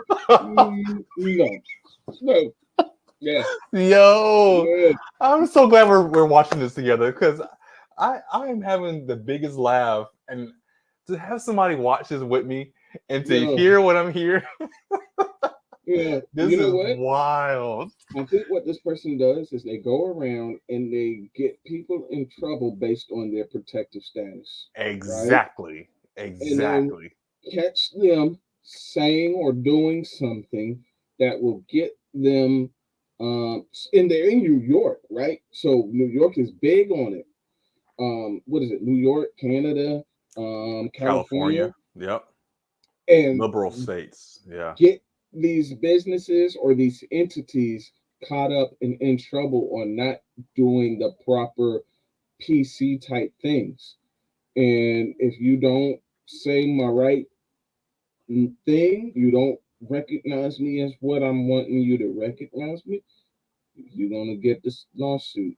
And that's what, and then they do things to make themselves look as strange and as outwardly awkward Oh. as possible, because now when I'm going to apply for jobs, why did you disqualify me? You know, like when I went and did this interview, why I got the same accreditations, I got the same things as, Susie or as Wow. Jacob or as, Brianna over here, but I didn't get the position. Why is that? You know, Right. why did you look at my resume, or why did I go through the interview process and not get the position? Or why did you not allow me into this establishment over someone else? And yeah, I mean, because think about who's doing that, right? Yeah. Who's putting tattoos on their heads? I was just sitting here thinking like who has the energy and the low, I don't want to say moral value, but maybe the ethical value. It's like why, how could you even bring yourself to chemically and your mind to do this and to feel like it's all right to do the suing and the victim, the You, professional you, victimism. yep, you said it perfectly the first time. You said that's a perpetual victim, and that's exactly what they're doing. They're going um around and being a victim everywhere, anywhere that they can be a victim. They're a victim. I remember Charleston White, I think it was like a year or two ago, I heard him say that same thing that you just said, you described on TikTok. He was like, what I do, I go get a job and I listen to the guys talking about, all the sexual stuff and on sexual harassment stuff or whatever. And then I go and complain about it to HR, and he just goes job to job, just suing them, doing that kind of thing. I was like, man, that's crazy. He was so proud of it. He's like, yeah, I do it. I tell on all of them. I do it too, because why not? He has no shame in anything he does or says. And sounds like we got our male version, female turn male version of that as well. So okay. I'm doing my own work. How do you pay your bills? I'm getting public assistance. Okay. So I'm a nerd. I'm a nerd.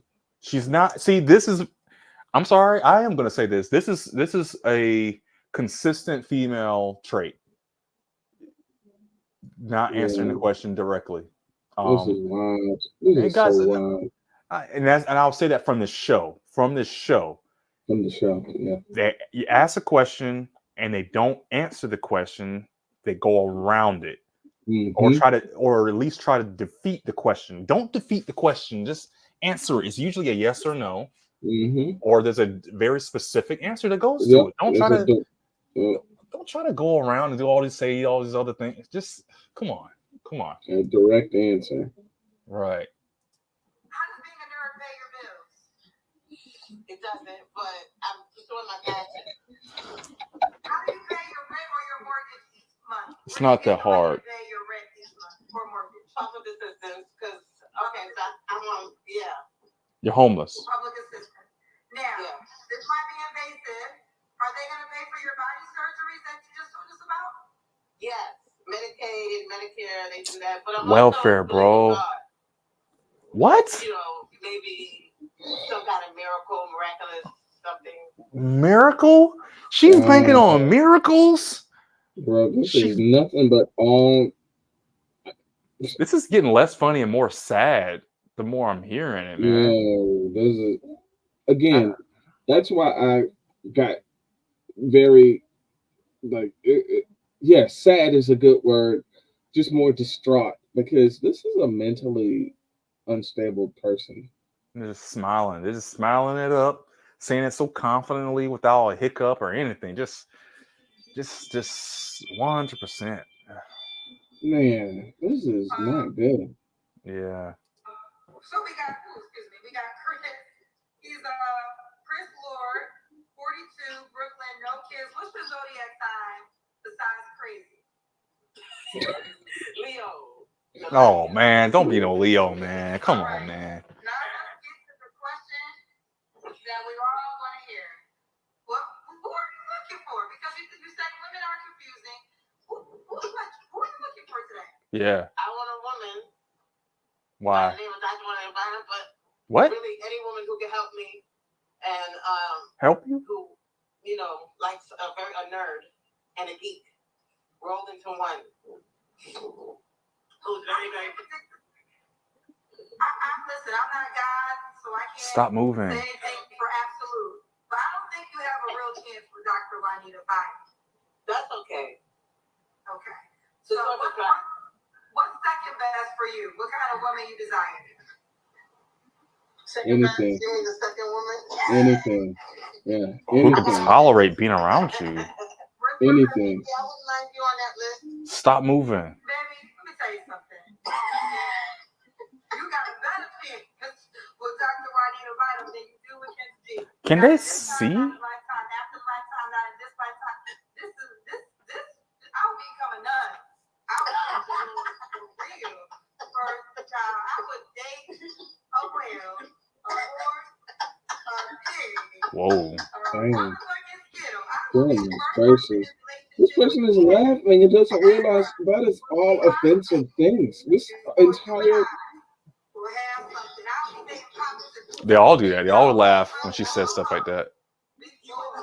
I think it's that awkward. You know how like if someone says something and like someone and it's not in someone's favor, sometimes they get like that awkward laugh. Yeah. It's like you do realize like that's not funny or it's not funny. It's you're at the expense of the laugh. Yeah. Yeah, I would not laugh at that. Like that's not.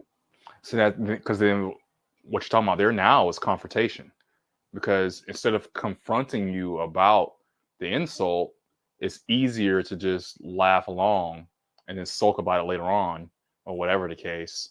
At least now I'm showing you that I'm not gonna keep aggressing the situation and possibly escalating it to be even more. Because that's gonna, it could get worse, basically. So yeah, it could. Yeah, now, maybe that's their defense mechanism is to laugh at it. Yeah, exactly. And like I'm not going to escalate it, or I'm not going to be combative and try to come up with my own one-liner or a zinger to come at you. Sometimes I can't. Yeah, sometimes to each their own, but I wouldn't be laughing along with it. I just Nah. Yeah, because none of that was a pig, a horse, a whale, a dog. Yes, a pig. I would date a pig before. Like, yikes. That's crazy. You don't hear none of what Kendra's saying to you right now? That's bad. She said, nah, matter of fact, you might have a better chance with Juanita Bynum than you do with me. Woo, yikes. Yikes. Yeah. Yes, I said. Because I agree. I love popsicles. I love Twizzlers. I love all of that. What? Oh, I'm sorry. Maybe we missed something. Yes, I said. Because I agree. I love popsicles. I love Twizzlers. I love all of that. I'm a candy guy. You're not a guy. Got a better chance. So let's stay focused. Stay focused. All right. So you have a list. Now, Dr. Janet Nesbitt, number 2. Okay. Do you have any deal breakers? Deal breakers. Don't be a man. Come on, man. Be serious. Okay. Okay, don't get Be mad. serious. All right. What do the women got to look a certain way? Beautiful and hardworking. Okay. Beautiful and hardworking. What about money? Did she make a ton amount of money? Yeah, I need her to be rich. Ah. Rich. Oh, yeah, a lot of you women out there are rich. So we're talking about a freeloader here. Yep. I know. Which is not surprising considering her line of work she already has. Yep. Considering her lifestyle, and any idiot that's willing to date someone who openly says that they go around and sue businesses for frivolous things, right? Like they're trying to get them caught in these traps. Mm-hmm. She wants someone. She's saying she wants someone who has the ability to lose something. When she has nothing to lose, she is going to take that person for all that she can. And she's going to use them for anything she can. Yeah. Yeah. This is bad. It's pretty bad. It's pretty bad. Oh my goodness. I try to play you know you are. Come on. I'm ready for a woman who'll take care of me. Come on, where you at? Sounds like a woman. Why would a man want to find a woman to take care of him? That's not how it works. This person is that's wild. This is so sad. I'm not even enjoying the rest of this interview now. Yeah. Because you realize the thing that they are saying they don't identify as, right? Mm-hmm. Is the thing that they're mostly identifying as to me and you right now. Mm-hmm. And the thing they say they don't want, like, oh no, don't be a guy. Is the thing that they're wanting to aspire to become. That's funny. That's funny. Yeah. Yeah. You want a sugar mama? Yes. Well, now I know why you've been single for 42 years. Yeah. Again, nothing to laugh at. Oh.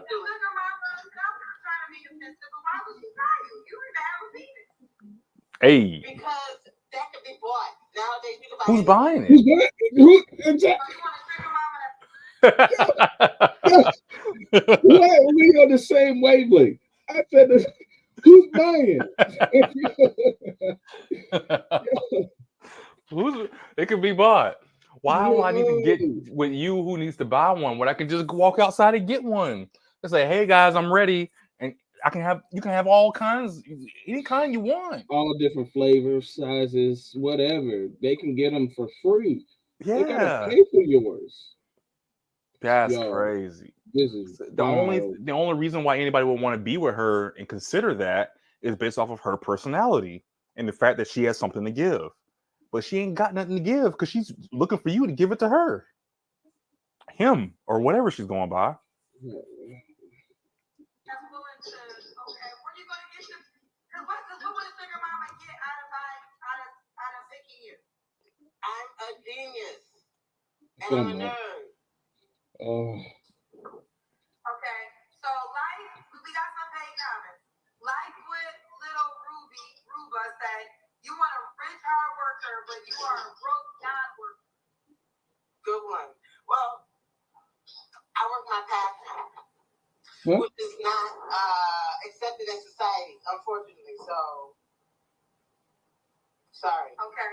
Listen, so I want to read this one to you. Uh-oh. It says, Billy the Kid said, this is exploitation of those struggling with mental health issues. Billy the Kid, I just answered the phone. So this man believes you have mental health issues. I think there might be several people that might agree with that. Do you think you're suffering from mental health issues? Yes, I do. It's called self-aware. Yes, I have bipolar. Yep. They all say OCD. They all say that. ADHD. Mm-hmm. As well as schizotypal. What? as well as depression. Okay. Only thing I'm not going to agree with, okay, well, I would say, do you want to continue on? What do you want me to do? I said, do you want to continue on with this interview? Sure, yeah, let's finish it. Okay. So, yeah, the only thing I don't agree with is exploitation part. I don't exploit anybody. There's a link, you call the show, I answer the phone. And if I started, and if people that use the word exploitation, if let's just say I started saying, oh, I'm not going to talk to you, then we'll have a discrimination case. Oh, Kendra's discriminating against certain guests who don't fit what she feels is correct. So I smart lady. Exploitation. What I do agree with is if you get through on the phone line, for the most part, you're going to have a chance. There are people that have hung up on it, but for the most part, you're going to have a chance like everybody else. So that's just that. And the YouTube show is actually the hardest show to get selected in because you got to go through a lot of steps. So you can't be that mentally challenged at all times for YouTube because you really got to get the link and all that. But let's continue. We got to the money. Let's do the Kendra Cam.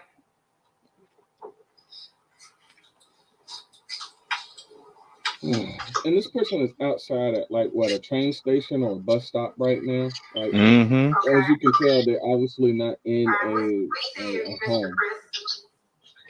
Still got the hips. Okay. Can't get rid of those. So you never had that relationship your whole time? That's correct. I can see why. You know, Princess Bay said, would you date a trans man? Yeah. Got money Yeah, get them in that conundrum. Yo, it's wild because like when you ask these, like they got like these looks like, that's a thing. Why do I want that? Why do I? That's what they look like. They look like. Why would you give me that as an option? You're giving people that as an option. Ooh. No, and or they'll say silly stuff, right? That'll get them in trouble themselves. They'll say stuff like, "No, I want to date a natural straight man, or I want to date a natural straight woman." What? Me too. I want a natural straight woman too. Not no trans man. Yo, there's man. Oh boy. Oh my goodness. She got to be a woman. Uh-oh. The answer is no. You want to date a trans man? Right. I am a trans man. Sorry, I'm a trans man myself. So you want to date another trans man? Right. Would you date a trans woman now? That's the question. So you've never been in a relationship, so you've never been intimate either. Right. Correct. Okay, Courtney P said this. You don't miss. How does Chris not agree with women, but wants to be jobless and taken care of? Yeah. Interesting. That's how women are? I don't know. I thought women like to work.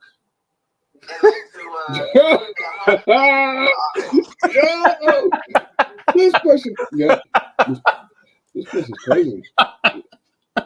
This one is awesome. This is awesome. Oh, it just kind of got funny all over again. I can't even get it out. I thought women like to. Work. Yeah, that's why I became a man. Cause I ain't want to work. Yeah, that's it. Oh, my sides hurt. Oh man. I thought women wanted to work. I was hearing all about this boss girl trend, and I was like, "Yo, I'm up now. I'm jumping ship. I'm becoming a kept man, and I'm gonna ride this boss girl trend." They flipping. They flipping the roles. I'm like, oh no.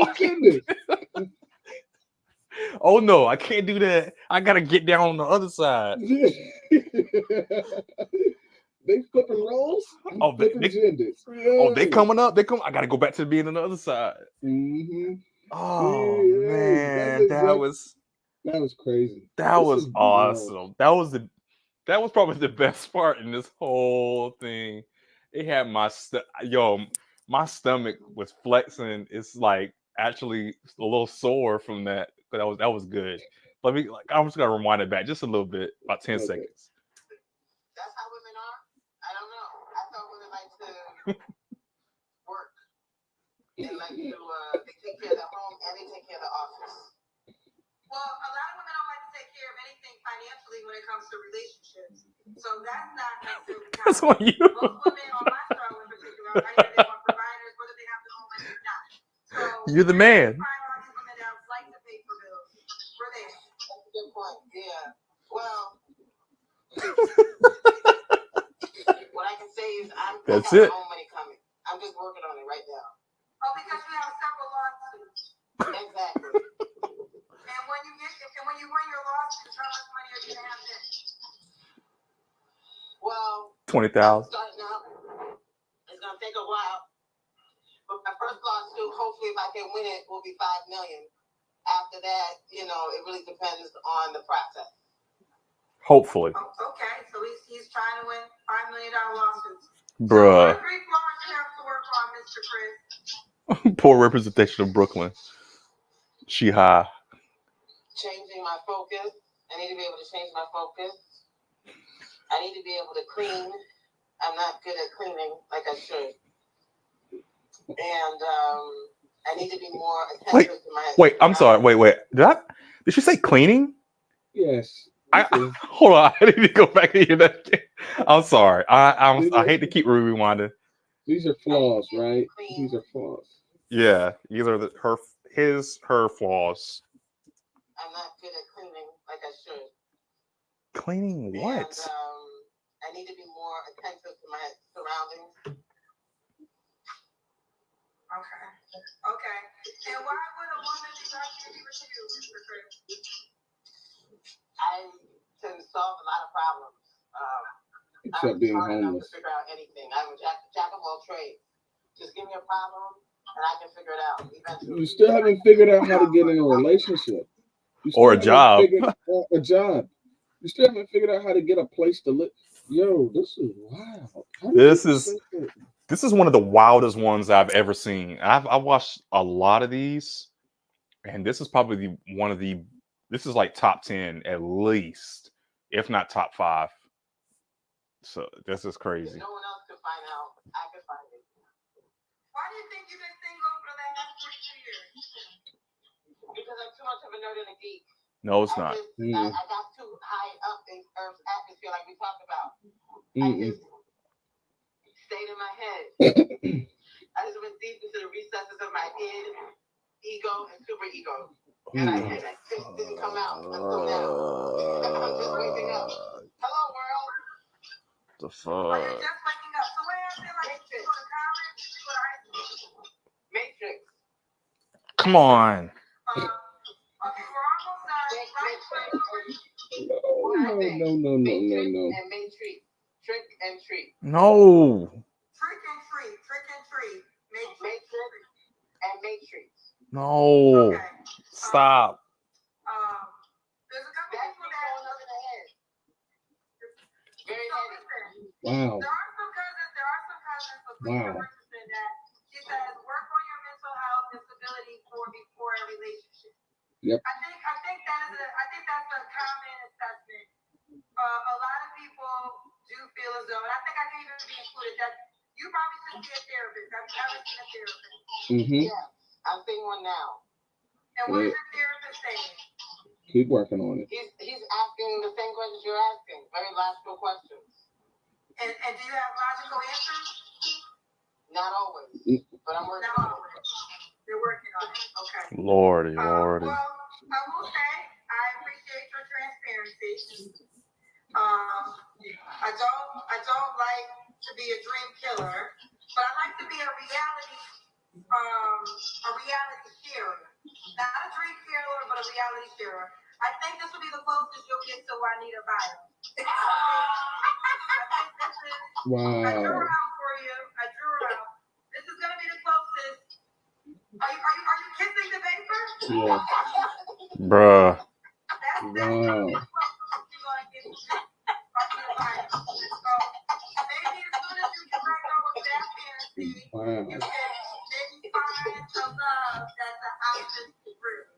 Okay. Oof. That might be an option, really. How can they reach out to you? Chris Lord on Facebook.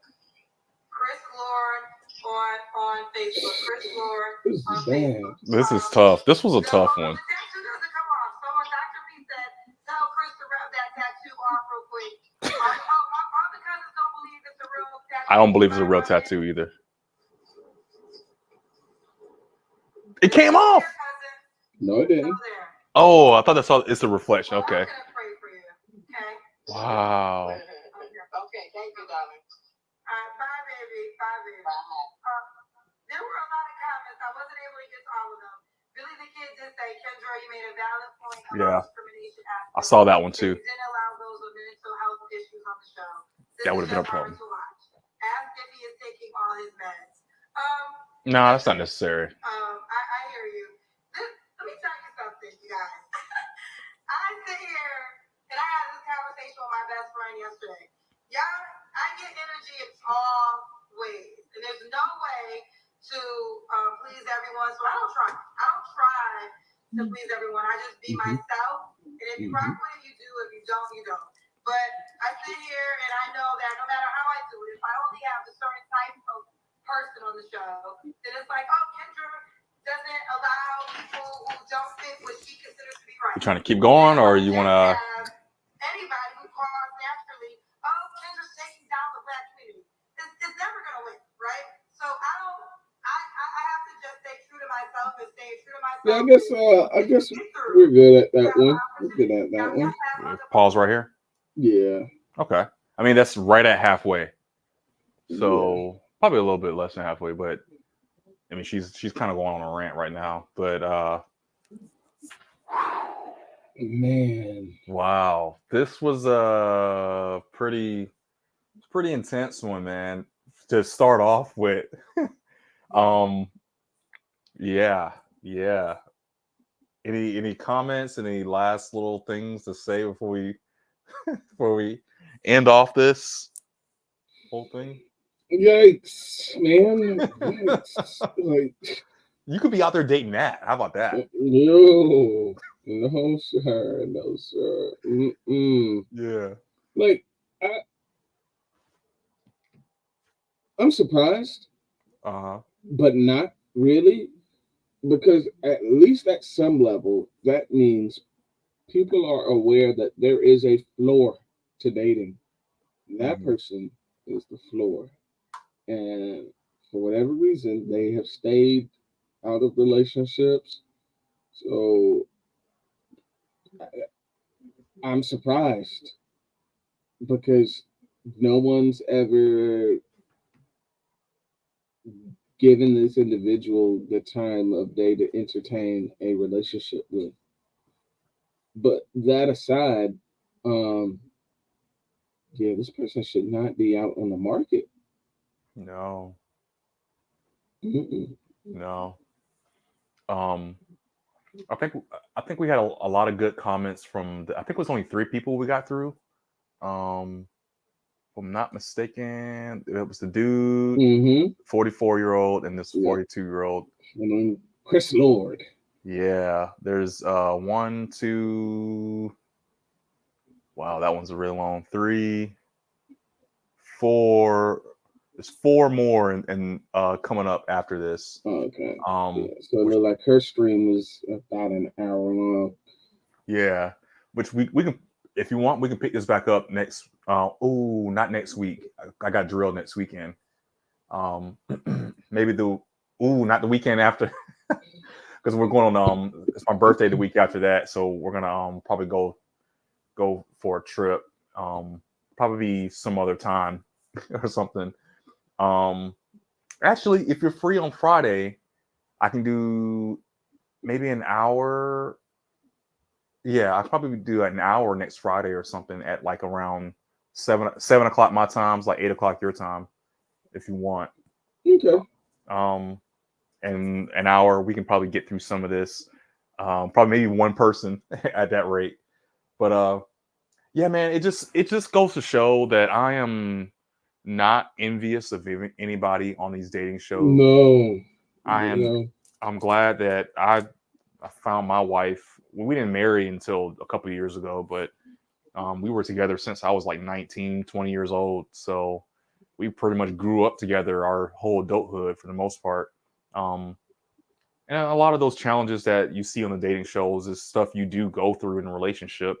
But I like discovering that from one person and, living that whole thing. And it's a challenge again, nothing is easy, but it's such a relief looking back. And it's like, man, the Chris Lords and the that's crazy. And it's only gotten worse. So that was what, like I said, over a decade ago. So that we got together. So technology and culture has changed a lot since then. So yeah, these guys got it rough. The normies, all the normies got it a little rough. I don't really see anyone out that I'm like, man, if I could get a do-over, like if I could just swap. Nope.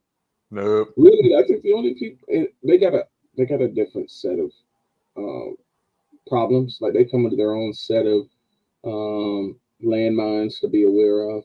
But if you are a very well financially set guy,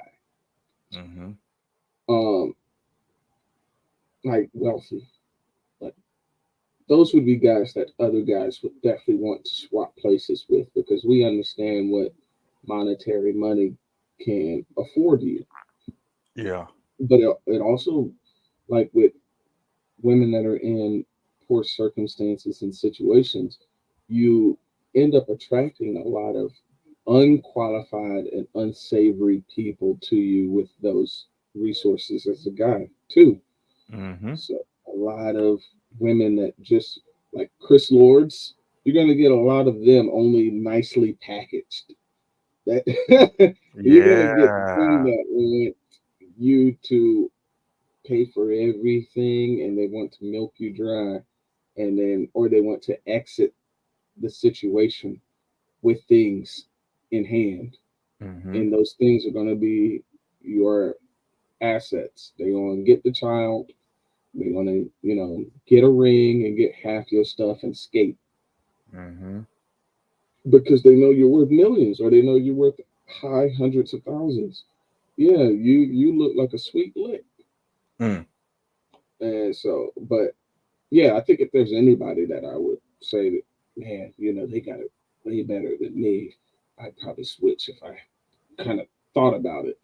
That would probably be the most I would entertain that idea. But really, I don't see anyone else that's got something that I'm just like, man, I wish I could do it like that. Right. Look what I'm seeing out here in the street. Right. Yeah, man. So, okay. Well, with that being said, another great stream. I was sitting here thinking, this is on my I Am Cartoon stream. I probably need to get it. I need to get my others account set up. I do RUFF reviews where I did a lot of reviews on movies and TV shows and stuff. That would be a great channel for this to live on, actually. So maybe once I get it all set up, I'll get everything switched over to RUFF reviews. But for now, Terry, this is me. I Am Cartoons. I do my cartoon thing. I was streaming a little bit earlier. You saw me working on Philandroids. That's my next episode coming out, episode 2. Still working on some other things as well. And I got my cousin Freddie here. I saw Killer Frost 803, but is it something else instead, or are you still closet anime? Yeah. Okay. Yep. Closet anime. You're over there doing how do you describe it? Just mostly like shorts, anime shorts, just trying to bring attention to anime that people may not be currently watching, or people that are interested in different anime and want to see kind of like the art styles, fighting styles. See if, okay, I might want to watch that. Oh, that looks interesting. I didn't know that had an anime adaptation out yet. So. Right. Okay. Well, good. Awesome. Well, thanks, guys. Thanks for showing up, and we'll see you again on the next stream. Stay tuned.